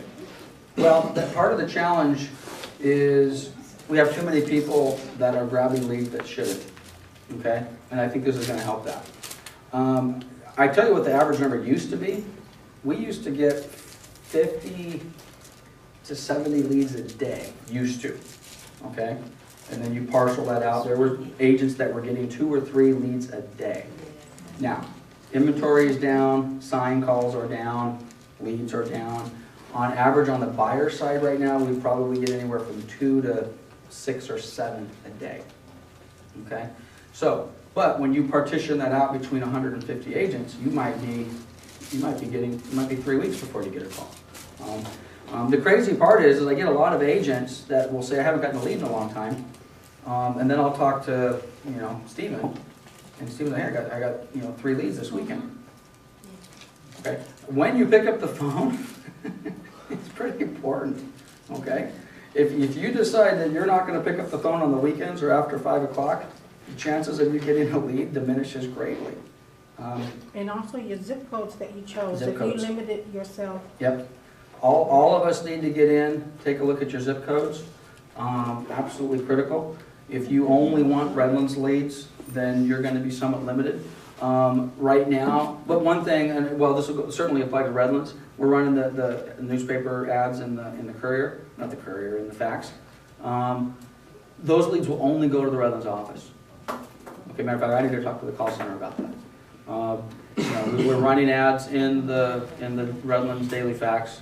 As those calls come through, they're only going to go to Redlands agents. Same thing with there's nobody from Claremont here, but we run an ad in the Claremont Courier every week. It's just a little itty bitty ad, but nonetheless, those calls will only go to the Claremont agents. Why is that? Because it's a Claremont driven ad, and Well, I get the Claremont, but for the Redlands, where it's a Redlands driven ad. It is. Having said that, right now, where's most of our inventory right now? Huh? Did you say okay? I'd say a significant chunk of our inventory right now is San Bernardino County, Yucaipa, Calamasa, Banning, Beaumont. The large percentage of what we have actually is kind of weighted into the Redlands market right now, which should work a little bit to your advantage. Having said that, we haven't necessarily said you can't take a lead in Yucaipa. If you're got zip codes and you want to do Yucaipa, that's fine. But you'd be amazed how many agents don't want to do that. Well, that's another thing. You guys are you're in this tree of trust, okay? So here we are. Who wants to take a lead outside of what you would consider your 5-mile radius, 10-mile radius? Okay, I see. So who doesn't? So the rest of you don't? So let's just take Tony, for example. Do you want to take, we got 2 new assignments in Wildemar yesterday. No, Not familiar I with. wouldn't take Wildemar. So you don't want Wildemar? I'll take Will. Would you, okay, would you take, how about Corona? Yeah, I would take Wait a minute. Okay, so you take, so the problem isn't the distance, the problem is you don't want Wildemar. I know Corona. I don't know Okay, but Corona and Wildemar are basically the same distance, Yeah, more or but less. I don't know Wildemar. Okay, but you would take Corona? Yes. Okay. All right, and you would take Covina? And you take Covina, okay. I get that. One of the struggles that we have had over the last several years is we have agents in, say, Covina that are getting the lead out in Paris, and they either don't want it or they're not servicing it, okay? We've struggled with that, okay? We've gone back and forth. It says, okay, well, we're going to partition these leads. You're not allowed to get that lead if you're from the Covina office. To be honest, I don't have a problem with an agent in Covina taking a lead in Paris as long as they're going to service it. Okay. Having said that, if you want to service it, that's fine. If you don't service it, then don't take it, and then do what whoever was talking about, that Rose is about zip codes? Okay. Or delete them. I mean, the Claremont agents are notorious for this. Many of the Claremont agents, they don't want to lead unless it's in Claremont. So it's Redlands. And maybe many of the Redlands agents are that way as well. You can control that. So if you don't want those Wildemar leads, or you don't want anything outside of Redlands and Loma Linda and whatever, that's fine. That's your guys' individual choice, and you can take that. So, and that's one of the things that we're going to be playing with over the next 30, 60, 90 days. They can't control it. Oh, you Their can. admin has to go. Okay, well, you can control it to the fact that you need to let us know. You need to let us know that I only want to work in this particular area. Does that mean you, since Shelley's no longer manager? Does that mean what? yes. Tell you I'll since call you. Shelley's Yeah, no send me an longer- email, and then frankly, Anna will probably intercept that and fix that for you. Okay. Yeah. Which, by the way, there is a manager in the Marina Valley office. Who's had a problem getting a hold of the manager this week? Thank you. You didn't try. Andre, raise your hand. If you need to you haven't tried. Have you had a problem getting a hold of me? Nobody calls me more than Chase. You have a problem getting a hold of me? What, you call me every day? Morning, noon, and night, right? You email me at least twice a day. Have I always returned them? Yeah. Send me a couple texts? Always return them? I love you, Andre, but I'm as available as anybody on the planet. You just have to try. Just call me. I thought you were in a meeting, so I didn't even try. I was in a meeting, and I was texting and emailing and Oh, okay. doing all sorts of fun stuff. So, at any rate, I honestly, guys, and I know maybe the tone of this is not really kind of upbeat, rah-rah. That's on purpose. This is serious business here. This meeting is not about getting you pumped up and going out there and getting excited, although I hope that's what you do. This meeting is about money. This is about, we all need more business, okay? I would love this room to be filled with 150 motivated agents under the Coldwell Banker umbrella.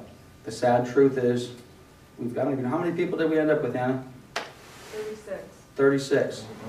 And the sadder truth, and again, if you want to share this little bit of gossip with your associates when you get back to the office, how many people didn't even reply to the email, Anna?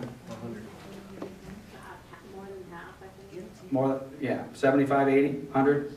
Why give them a second chance? Right. I don't even know what to do with that. You know, this is why if you're wondering why, if I do have kind of a serious tone to my voice and it's not rah-rah, to be honest with you, I'm kind of distressed. I'm a little bit distressed that there's only 38 people in this room instead of 158 people in this room. And I don't know what to do with your other associates.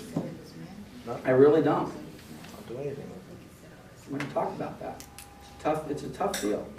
And if we're not, if you can't answer an email, wow, what makes you think I can return a phone call? You know? So, okay. One last thing, and this will take minutes. We have a Twitter handle. Okay, we made this announcement last week. And last week we had 4 followers. So far today, as of today, we have 17 followers. So we're doing significantly better. I still don't know, frankly, if I can't get an agent to respond to an email, I'm not so sure that Twitter is going to be the solution. Having said that, I would like all of you, this is a test, to follow us on Twitter. I don't know. How do you get into Which Twitter? means, it's a test. It's a test. Who has a do we all have smartphones, by the way? Yeah. Raise your hand if you do, and again, yes, I'm putting you on the spot. If you do not have a smartphone, raise your hand. Okay, I'm telling you, guys, that as soon as you can possibly save up enough money to go out and get an iPhone or a Droid or whatever, you need to do that. I don't know how you can do business on a non-smartphone anymore. Okay. Having said that, you have a smartphone, right, Pat? Yeah. So what do you do? Go to the App Store, download Twitter, Twitter. make yourself a handle, Pat Realtor, whatever, Tell us you and then do. follow me. And I'm going to send you out little tweets. And then what? Well, this is why I'd like to play with this. Honestly, this is really serious. I'm going to be serious about this. I'm trying to find my place in the world when it comes to social media. Right now, jury's out on Facebook for me, guys. I know there's a lot of big Facebook users on here, and everyone's telling me I'm making money on Facebook. I still don't get it from a business use standpoint. And I'm sure there's many of you in the room that can tell me that you're missing it and I need to be more engaged. I understand that. Twitter, I've been trying to figure out, other than following Britney Spears or Howard Stern or some stars, I don't get the whole Twitter thing. But frankly, Chris Leeper said something about Twitter about 2 months ago, and I'm like, okay, I guess I got to get with it. I've had a Twitter handle, I'm Lance_Martin or something like that, for like 3 years. I've never looked at it, never did anything with it. So then before our meeting 2 weeks ago, I thought, maybe there's a use for Twitter. And the use could be the following. We have our handle is @CB Newsfeed. That's us. So @CB Coldwell Banker Newsfeed. NEWSFEED. Which I'm told is really cool. How in the world did I get that? I have a feeling Coldwell Banker Corporate's going to come to me soon and say, you better give us that Twitter handle because they're going to want to use it. But this is the use that I think I have for Twitter. Everybody on the Leadrouter team, or everybody in the office, is forced, I've been told, I haven't made this mandatory yet, but I've been told I should just make it mandatory. I should make it mandatory that everybody on Leadrouter have a Twitter handle, and everybody on Leadrouter follow @CB Newsfeed for the following reasons. I do a little tweet. New property on 123 Main Street, Fannie Mae, tweet.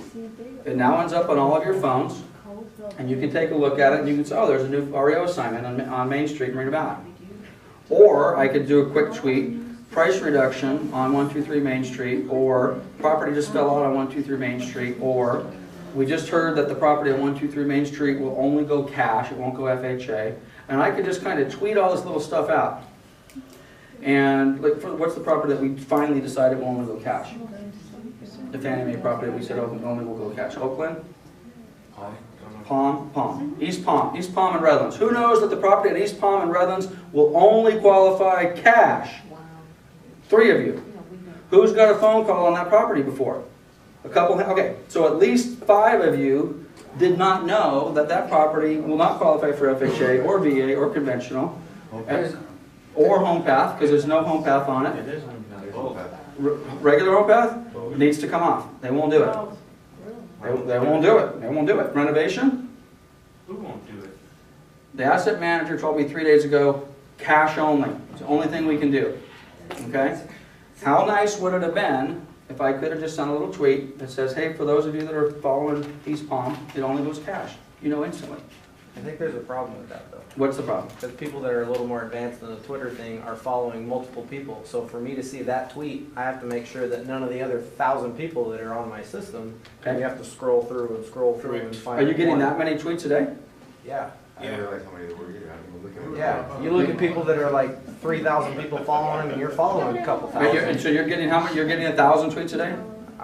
No, not particularly, but yeah, over 100. There are Then people maybe- that will post every time they sneeze. They'll post that. And that'll And drown out everything right. else. Well, even CNN News, they post things like Okay. 10 times a Well, day. then maybe you need to get a different Twitter handle. You need to get a Chris, No. a CB Chris Twitter handle, and then I don't know. Right. Like I said, I'm trying, okay, based on what Chris said, Twitter's useless to me. I'm trying to find a use for it. I'm not a fan How of about the Use inventory Facebook. list? Use Facebook because you can. Everyone has Facebook. Well, what about the inventory? Who does not have Facebook in here? Who has Facebook but thinks it's useless and never uses it? Well, I won't use it for anything personal. I have Facebook. Nothing personal? No, it's only Nothing but. personal. I don't want somebody knowing shit You can about my generate a family. business. You can None of control. their business. They can control, anyway. All right, so apparently Twitter's useless. Who needs the Okay. technology? Let's go back to the more elementary business tool called email. Okay? The more elementary business tool called email. 100 people that work for us didn't respond to an email inviting them to this meeting. I don't know what to say. You know, Anna got in trouble for, a couple of people called and complained About because she put replying? on that email, the Yeah. RSVP means that you call back. Right. That's why she puts it on Right. there. Do you think she was being critical? She wasn't. Yeah. People just don't email back. Yeah, we had probably half a dozen people either call or email me back and said, boy, Anna's email was kind of rude. And I read it, and I kind of agreed. I said, okay, that was a little bit of a bite to it. But what you got to remember, if you were one of those people that thought, if you didn't hear what Shelley was saying, it was we sent an email that says, hey, we're going to do this. Please RSVP, and then down at the bottom, RSVP means let us know. Okay, which was kind of rude. But this is the deal. The reason she did it is what I just said. 100 people didn't respond. So we weren't talking to you guys. We were talking to those other people that frankly probably never read the email anyway. So, anyway, in closing, Are we gonna tweet her or not? CB Newsfeed. Hey, CB Newsfeed. We are at CB Newsfeed. I'm gonna continue to tweet. We're gonna see what sort of traction we get, what sort of traction we don't get. If what Chris says is accurate, and I have no reason to believe it's not, I can see how that can be a challenge. If you're getting a million feeds, and then again, then it is completely useless to me. And quite honestly, we have 17 people. Most of you don't even have a Twitter handle in here in the room. You're probably not going to get one. So, but keep it. I'm still going to email you. I'm going to email you left, right, and sideways. Pat. Can we please make an effort to put the correct information about any of the REO properties on the MLS, because that is mainly where we go for information, Yes. up-to-date information. Please. And if that just the asking the question must imply we have a problem there. So if we are not doing that, then I need to talk to Anna, because Anna's our MLS input girl. So if you guys are seeing anything in the MLS, and I'm not talking just my inventory, Dwayne's inventory, it just within the office, and you're looking at that and say, that just is flat out wrong, you know, please let us know so we can fix it. Is that a chronic problem on the REO stuff? No, it was one that I heard yesterday. And it was one of ours? It's okay, wait, I can take it. I can just, I can take it. Skip it out. Okay, well, if it's, we certainly need to, we are all in this together. One of the criticisms that we've had within the Leadrouter system, especially on our REOs, is like on a lot of the pre-marketing stuff, is, you know, we put a sign in the yard, the phone starts ringing, there's very little, if any, information that's been put out to you guys, okay? And that happens, that should happen all the time. You know, we have 2 new properties in Wildemar. I think one of them's vacant. Sign's probably going up today, okay? It's on our list, it's a little one-liner, it has an address, it says Fannie Mae, no information, and next thing you know, your guys' phone's ringing. And you're getting a phone call from the neighbor across the street that says, hey, I saw the sign go up, what's the price of it? Yeah. And you're blind, okay? That's gonna happen, okay? It's going to happen. It's just the nature of what we're dealing with. That's Now, why I bug Drew a lot. yeah, well, bug Drew. But so what do you I go to do? his office Why don't you and tell I them ask. what you do then? What I would do, well, in that particular case, well, again, if you haven't checked, you can go to our website. On our website, under the what is it, the forms or whatever, there's a spot that has our REO list. That thing is updated every, I think, 15 minutes or whatever it happens to be. If you should have that. If you're actively on the Leadrouter, at a minimum, you should have that list printed out. You can go to Wildemar, you can see, okay, it's pre-marketing, it's vacant, it may have a comment, it's in bad shape, it has personal property, it's waiting to be trashed out. Now you get that phone call. Oh yes, brand new to our inventory, we don't have a price on it yet. I'd be more than happy to get you some more information. Maybe we can meet over there tomorrow or Saturday or whatever it happens to be. And we don't even, maybe there's not even a BPO on it yet. So the short answer is you let them know that the property is available. We are waiting for a list price. It's bank owned. And I'd be happy to show it to you tomorrow, assuming that it's able to show. Sometimes we have personal property in these houses and we don't want you in, okay? But if it's vacant and we're just waiting for a price, can you show those properties? All day long. And tax records. Is this Yep. active? And you get information from the tax records, you can get, pardon me? Expired listings have pictures. Well, expired listings, there may be, most of these properties, honestly, that we have foreclosure were previously listed, so. But that is a little bit of a challenge for us, and that's one reason we're trying to figure, what's the best way, that's why I thought maybe Twitter might be cool, because we could literally instantly send you something that says, hey, there's a new property, it's vacant, we won't have a price for 3 weeks, but it's in Wildemar, here's the address, and then you could quickly see that, and then when you got that call 3 minutes later, you would know. I thought maybe that might be a better solution than maybe the email solution, because as much as I'd like to think everybody checks their email every 3 minutes, I know some of you might not check it till the evening. I've got several calls on those, and I type in the address on Google, and I get all the information on it. There you go. Yep. So, well, yeah, and ultimately, and I understand it's not practical in all cases, but ultimately you all should be previewing these properties. Get out and see them. How many active pre-listing listings do you have right now? I'd say probably 50, maybe more. But if you add Dwayne's stuff on there, probably 65, maybe 70. I don't, I turned off the projector. The question was, where is the REO list? On our website, you go to the agent portal, you log on. There's an actual website. Huh? I have marked it like one of my bookmarks. Well, you can put it, you can just go straight to the, you can put a bookmark on the web and go to get it. But if you go to our agent portal and you go to, what is it, market data? Go to market data, at the very top it says REO inventory. You click on that. If you want to save that link to your desktop, and you just click on it and just automatically it'll refresh every time you pull it up. And frankly, I'm hoping if we start getting more inventory, we're going to have more pre-marketing stuff. So, okay, we are done. I do want to do 3 other things though.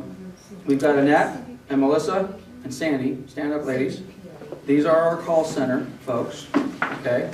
If you haven't met them or know them, they're the ones that we always complain about because they're not putting the leads into the system properly. Let's use them as a tool. Okay, if you're having some challenges with what we're putting into the system, let us know. But on balance, frankly, I think they're doing a great job. Keep in mind, all the leads are not going to be perfect. Okay? Who sat on floor before? Was every lead a gem? No, they're junk. They're not. They're not. So, okay, guys, thanks for coming. More to follow. Let's go make some money. Nasty comments about, I was unprofessional. My failure was I didn't call them back, period. They said they called me at 2 o'clock and 4 o'clock and 6 o'clock, and I just didn't call them. Epic failure. Okay? I don't know where the voicemails were, but hey, By the way, I'd like to stand up here and say, I never received a voicemail, therefore it's not my fault. Do you, when you hear somebody say that, do you believe them? Have you ever not gotten something in the mail that was sent to you? Yeah. Well, I never have. When people tell me that it's the mailman's fault, I always question, like, every time I've ever sent something to somebody, they've gotten it, and every time they've ever sent it to me, I've gotten it. The mail they seem to get a bad rap, and I'm sure on occasion they lose stuff. But when I hear what I just said, I didn't get the voicemails, it's impossible that somebody called me 3 times in a day. And I'll go to my grave saying it, but I don't believe it. You tell me, I didn't get the message. I don't believe it. And they won't believe it either. If I call Fannie Mae and I say, wrong, do they believe me? Are they going to believe me? No. Anyway, the bottom line, this is how serious this is. And by the way, again, a little bit of good news. If it sounds a little harsh, this is not a sales rally today. This is not rah-rah pick-me-up. This is business. We're talking business, and there's some ugliness to some of what we're going to be talking about. So, again, thanks for Stephen for letting me beat you up here a little bit. Things are picking up. April 1st was the start of the second quarter.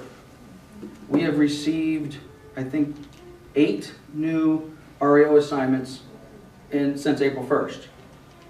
We received 5 the entire month of March, and I think 3 or 4 the entire month of February, and a couple in January. So we're 10, 11 days into the month. I don't know, I think something magical has happened. First quarter, we're not going to do anything. Second quarter, maybe let's start to put some, do we need inventory into the system? Yeah. We definitely need inventory. It appears as though we're going to get some inventory. My fear, and then I'm going to get off of this, is that I'm going to get shopped a couple, 3, 4 more times, and they're going to say, Lance, you're not capable of handling our account. I cannot tell you what that means to me and to the office. It's big. It's millions of dollars.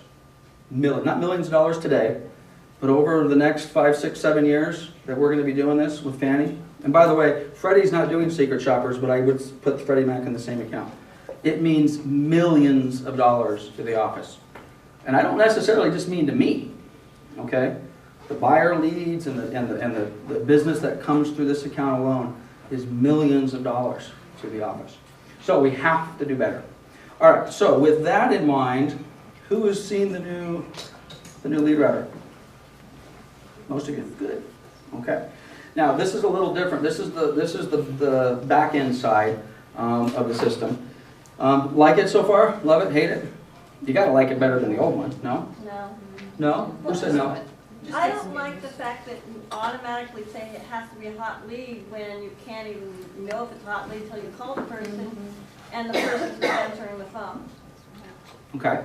I think there should be... It won't let you change it to something other than hot? No. It's hot, cold, but it's not hot, it's not a cold lead. It's nothing until you actually talk. But I think, and I don't know, by the way, I went through a little bit of training on this in the last 2 days, and I don't know what they're going to tweak some stuff, but I think the logic, if they were here and I was to ask them that question, I think they would say that they've called, we have not communicated with them at this point, they're hot. Okay. And they're going to remain hot until there's some communication made back to the client, and then you can determine if they're really, really hot or not. But someone already said you can change them to cold. You can change them to cold, but they're not really cold if you haven't called them. They're nothing. And you don't know until you talk to the person. Drip kind of means that you're going to push them out for a while. And so there's like not a between follow-up to find out where they're at. That's where the notes come in handy. You have a spot for notes. So It is, even but if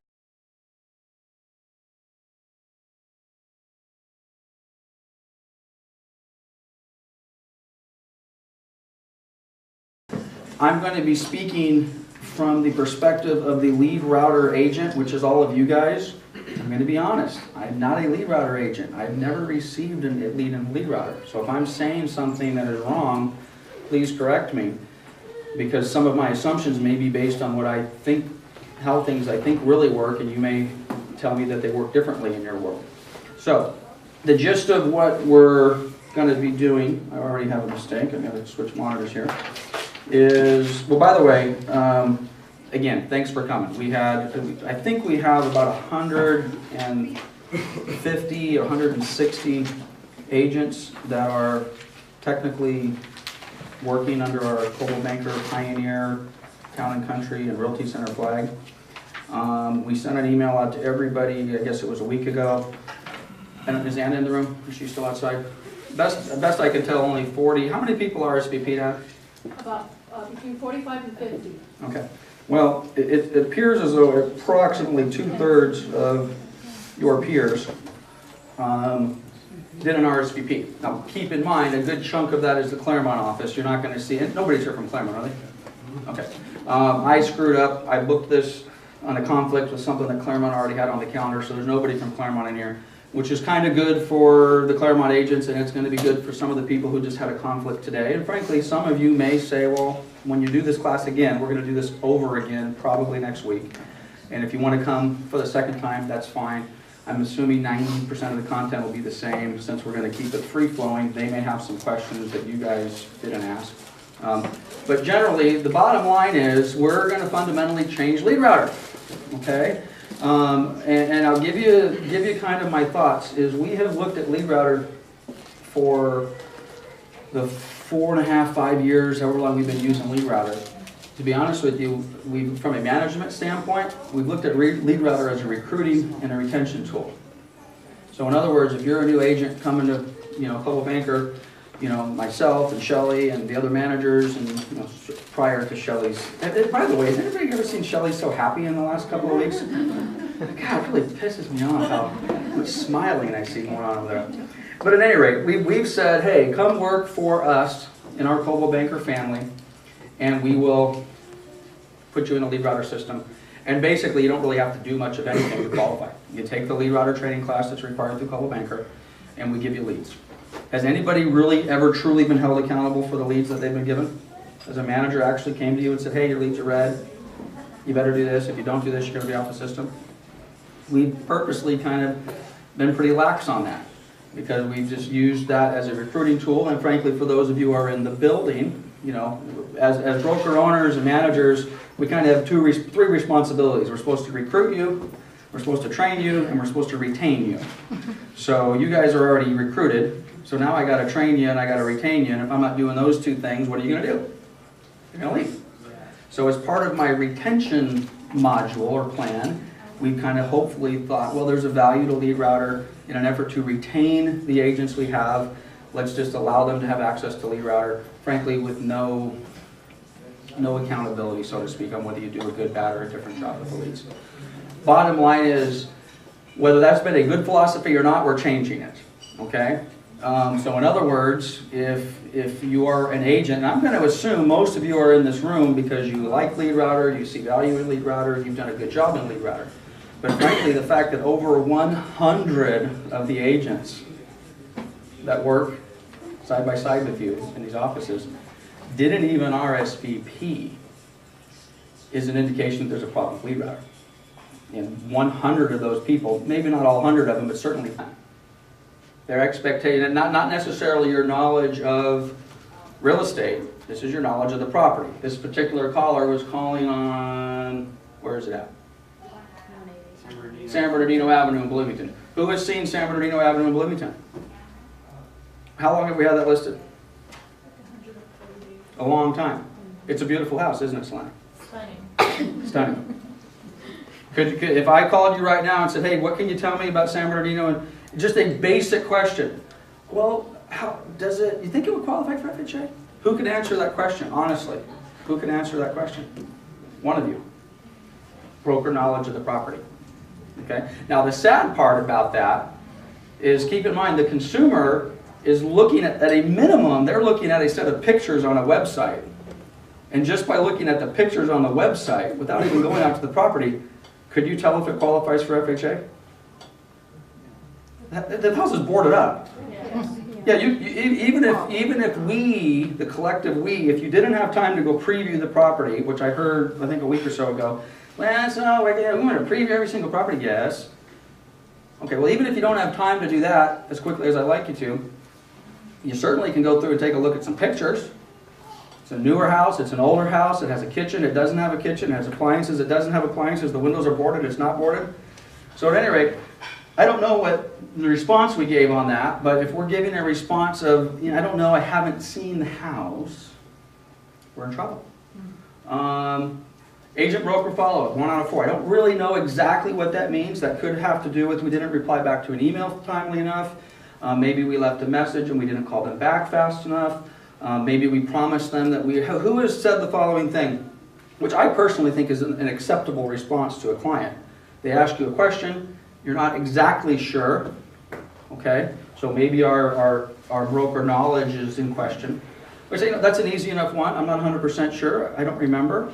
By the way, I don't ever want to say, I haven't seen the house. We're cutting that from our vocabulary. We're never going to tell the client, I've never seen the house. Come up with something a little better than that. I'm not in the office right now. Let me call you back in a few minutes. I'll get in front of some stuff, refresh my memory, and I'll let you know about the school district or whatever it happens to be. Okay? I'm not telling you to lie, but I'm telling you to get back to them timely. My feeling is if you told them, I'll call you back in 10 minutes with an answer, and you called them back in 10 minutes with an answer, our follow-up would be better. Okay? Same thing applies if we have a lead that comes through the system, and by the way, does anybody think they've been shopped in this room? You don't think you've been shopped? Okay. Well, of the 7 times we've been shopped, I picked up the phone 5 times. I think I mentioned this last week. It was very obvious to me after the 3rd question. Keep in mind, I allowed the client to get to the 3rd question. Okay? Is it possible to shut them down before they get to the 3rd question? Right? Okay, well, they're asking the schools, the crimes, the buses, the transportation, the shopping. Bing, bing, bing, bing, bing. But then almost every single one of these have also said, and I'm not quite ready now. My aunt's coming out from Colorado. My mom's coming in from New Jersey, so on and so forth. We're probably going to be ready in a few weeks. And the appropriate response would be, well, can I get back to you within the next couple of weeks? Yes. Put them in your system, and then what? Follow them up. Okay, basic stuff, right? Overall opinion, 60%. Not good. Email professionalism is 0. That's probably not Stephen's fault, because the email may not have even have gotten to you. It might have crawled through Leadrouter. It came to you in the form of, hey, call these people back. But that's another thing. If we're getting an email lead, and again, I'm talking to secret shoppers now, but generally I want to apply this to all the leads that are coming through. If we get a lead via email, 50 of the people who are not in this room are actively and eligible to get Leadrouter leads, and frankly, that's going to change today. It's not, well, let me rephrase that. We're going to do 1 more of these classes. It'll probably be sometime before the end of next week.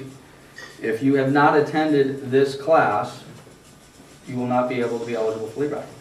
So the good news for everybody in this room is at least you're going to meet the minimal threshold to get Leadrouter leads, and your chances of getting a Leadrouter lead should almost double within a week. So if you've been getting 1 opportunity a week, you should now be getting 2. If your phone's been, just double the amount of calls you get, they should literally double. And then to be completely blunt, probably within a month, that number is going to shrink in half again. Because just showing up at this class I'm under no illusion that everyone's going to do what we need to do. Okay? So with that in mind, let me show you partially why we're here.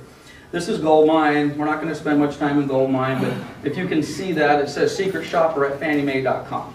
This is an email I think I mentioned to you guys last week that we've been shopped at Fannie Mae a few times. I think I said we've been shopped 7 times. 1, 2, 3, 4, 5, 6, 7. We've been shopped 7 times. Okay? I mentioned to you that one of the shopping results we had, actually 2 of the shopping results we had, was a failure. This is one of them. Okay? In an effort not to embarrass or put anybody on the spot, I apologize. Somebody's name's Stephen Amaya. Your name's on the bottom of this. You failed. I love you, but I'm sorry. But as I've said previously, so to kind of lessen the blow that I just hit Stephen over the head with, Stephen is probably one of the best Leadrouter agents we have, which was kind of scary because here's one of the best guys we have that failed my secret shopper call. And to be honest with you, if I had an opportunity, just blindly say, I know I'm going to be shopped, and I've got to give this lead out to, I only had 10 agents to pick from in the entire office. Stephen would have been in one of those 10. And I would say, yeah, give that lead to Stephen. And this is the result we got back. So let me share with you some of my fear. Can you see this well at all? Yeah. Let me just kind of give you the basics. They do us on the website. Stephen has no control over that. We got a 5 out of 6 rated on the website, and that's Anna's fault. Okay, we had a picture that was missing or something. Okay, it would have been nice if we had had more pictures and a better description or something like that. We could have got literally a 7 out of 6. We could have got extra credit. We would have been scored well. So we have a little bit of a problem there. Agent response, which is in the context of this, we got a 60% response. I'm not sure exactly what that means, other than it has something to do with the timeliness that we got back to this lead. Okay, my experience with this so far is they're not expecting a 15-minute callback. By the way, what's the rule to call back the Leadrouter calls? 15 minutes. Okay, well, I heard 10. I like that better. You know, we kind of said 15, but you know, 10's better. Quite honestly, who's got leads in the last couple days? The phone number's changed, correct? Mm-hmm. Okay, you guys now have the new phone number saved in your iPhone. You know, I really would like you guys to be able to, you know, your phone's ringing. You make the conscious decision. I mean, if it really is going to be 15 minutes before you call the lead back, frankly, I probably would prefer you not accept it. Because what I'd like you to do is accept it, and then drop everything you're doing and call them back within 3 minutes. But at any rate, we failed on our response time. Professionalism, and again, I apologize, Stephen, for attaching you to this, but I've got to get it down to the bottom of the email. Whatever you did left a 33% agent broker professionalism level in their mind. Not so good. Agent broker knowledge, 50%. And that filters through to you guys. And even if it has a phone number, I would like you to email them. Okay? And if the email comes after the phone call, that's fine. Hey, it was nice talking to you this afternoon. If you're interested in more properties, follow up with an email. If your email comes prior to you calling them, and I think this is perfectly acceptable. On some of these email leads, I know they're a little different than the phone calls. Maybe the email came in late at night, or maybe came in super early in the morning. So it's now sitting there. It came in at 6 in the morning because maybe these people are secret shopping us from New Jersey or something like that. You now get into the office at 8. You just a quick reply back. Hey, I got your email. I'll be in the office this morning after 9 o'clock. We'll give you a call, and then you call them after 9. I know this sounds like elementary stuff, but the vast majority of our agents are not doing any of this. So at any rate, and then again, phone call professionalism. I've heard Stephen on the phone. You're better than 33%. But have we all been short? Have we all had other things on our plate? Have we all been busy? Have we all basically kind of pushed that caller aside? I've done it. I probably did it yesterday. I'm certain that someone called me yesterday. I'm like, I'm in a meeting right now. Can I give you a call back? Can I have someone give you a call back? I don't have, you know. That's not the love. Which is why when you're taking these leads, make sure you've got enough time to take the lead. Okay, then we come down here to the comments, and Stephen, I promise the pain's almost over. This is what our description was. It's the duplex home, excellent opportunity, which, by the way, this is not a duplex. Okay? It's 2 on a lot, but at any rate. Home needs some TLC. Is that accurate? Is it really accurate? TLC to me means it just needs a little bit of carpet and paint. Yeah. This house it does not need TLC. That's not Stephen's fault. That's internally. These are the comments that we put into the MLS. This is my fault. We don't have accurate comments in here. Based on the photos of home need, this is the consumer. Okay? So I'm beating up on me and Drew and Anna right now. The shopper says, based on the photos, the home needs more than a little TLC. That's their comment based upon our photos. Epic fail. Okay? Their own photos. Did we not look at our own photos when we put the thing in the MLS? The consumer apparently did. The windows were boarded, the cabinets were missing, it would clearly need some work. There was nothing in the text about the neighborhood or what it was done, Okay. Professionalism. Steve called to apologize for not getting me back to me sooner. I love you. I can guarantee you if you would call within 15 minutes, that comment would not be on there. You are not allowed to accept leads and not call them back. Okay? Everybody in the room right now is eligible to get leads. Once you're off the team, you will have to come to me and prove to me that you're eligible to get back on. This will get you off the team. 15 minutes. Where's call center? Raise your hand. We asked you to come. Raise your hand if you call. Raise them. Be proud. Okay. We've got Annette, and we've got Melissa, and we've got Stacy in the back.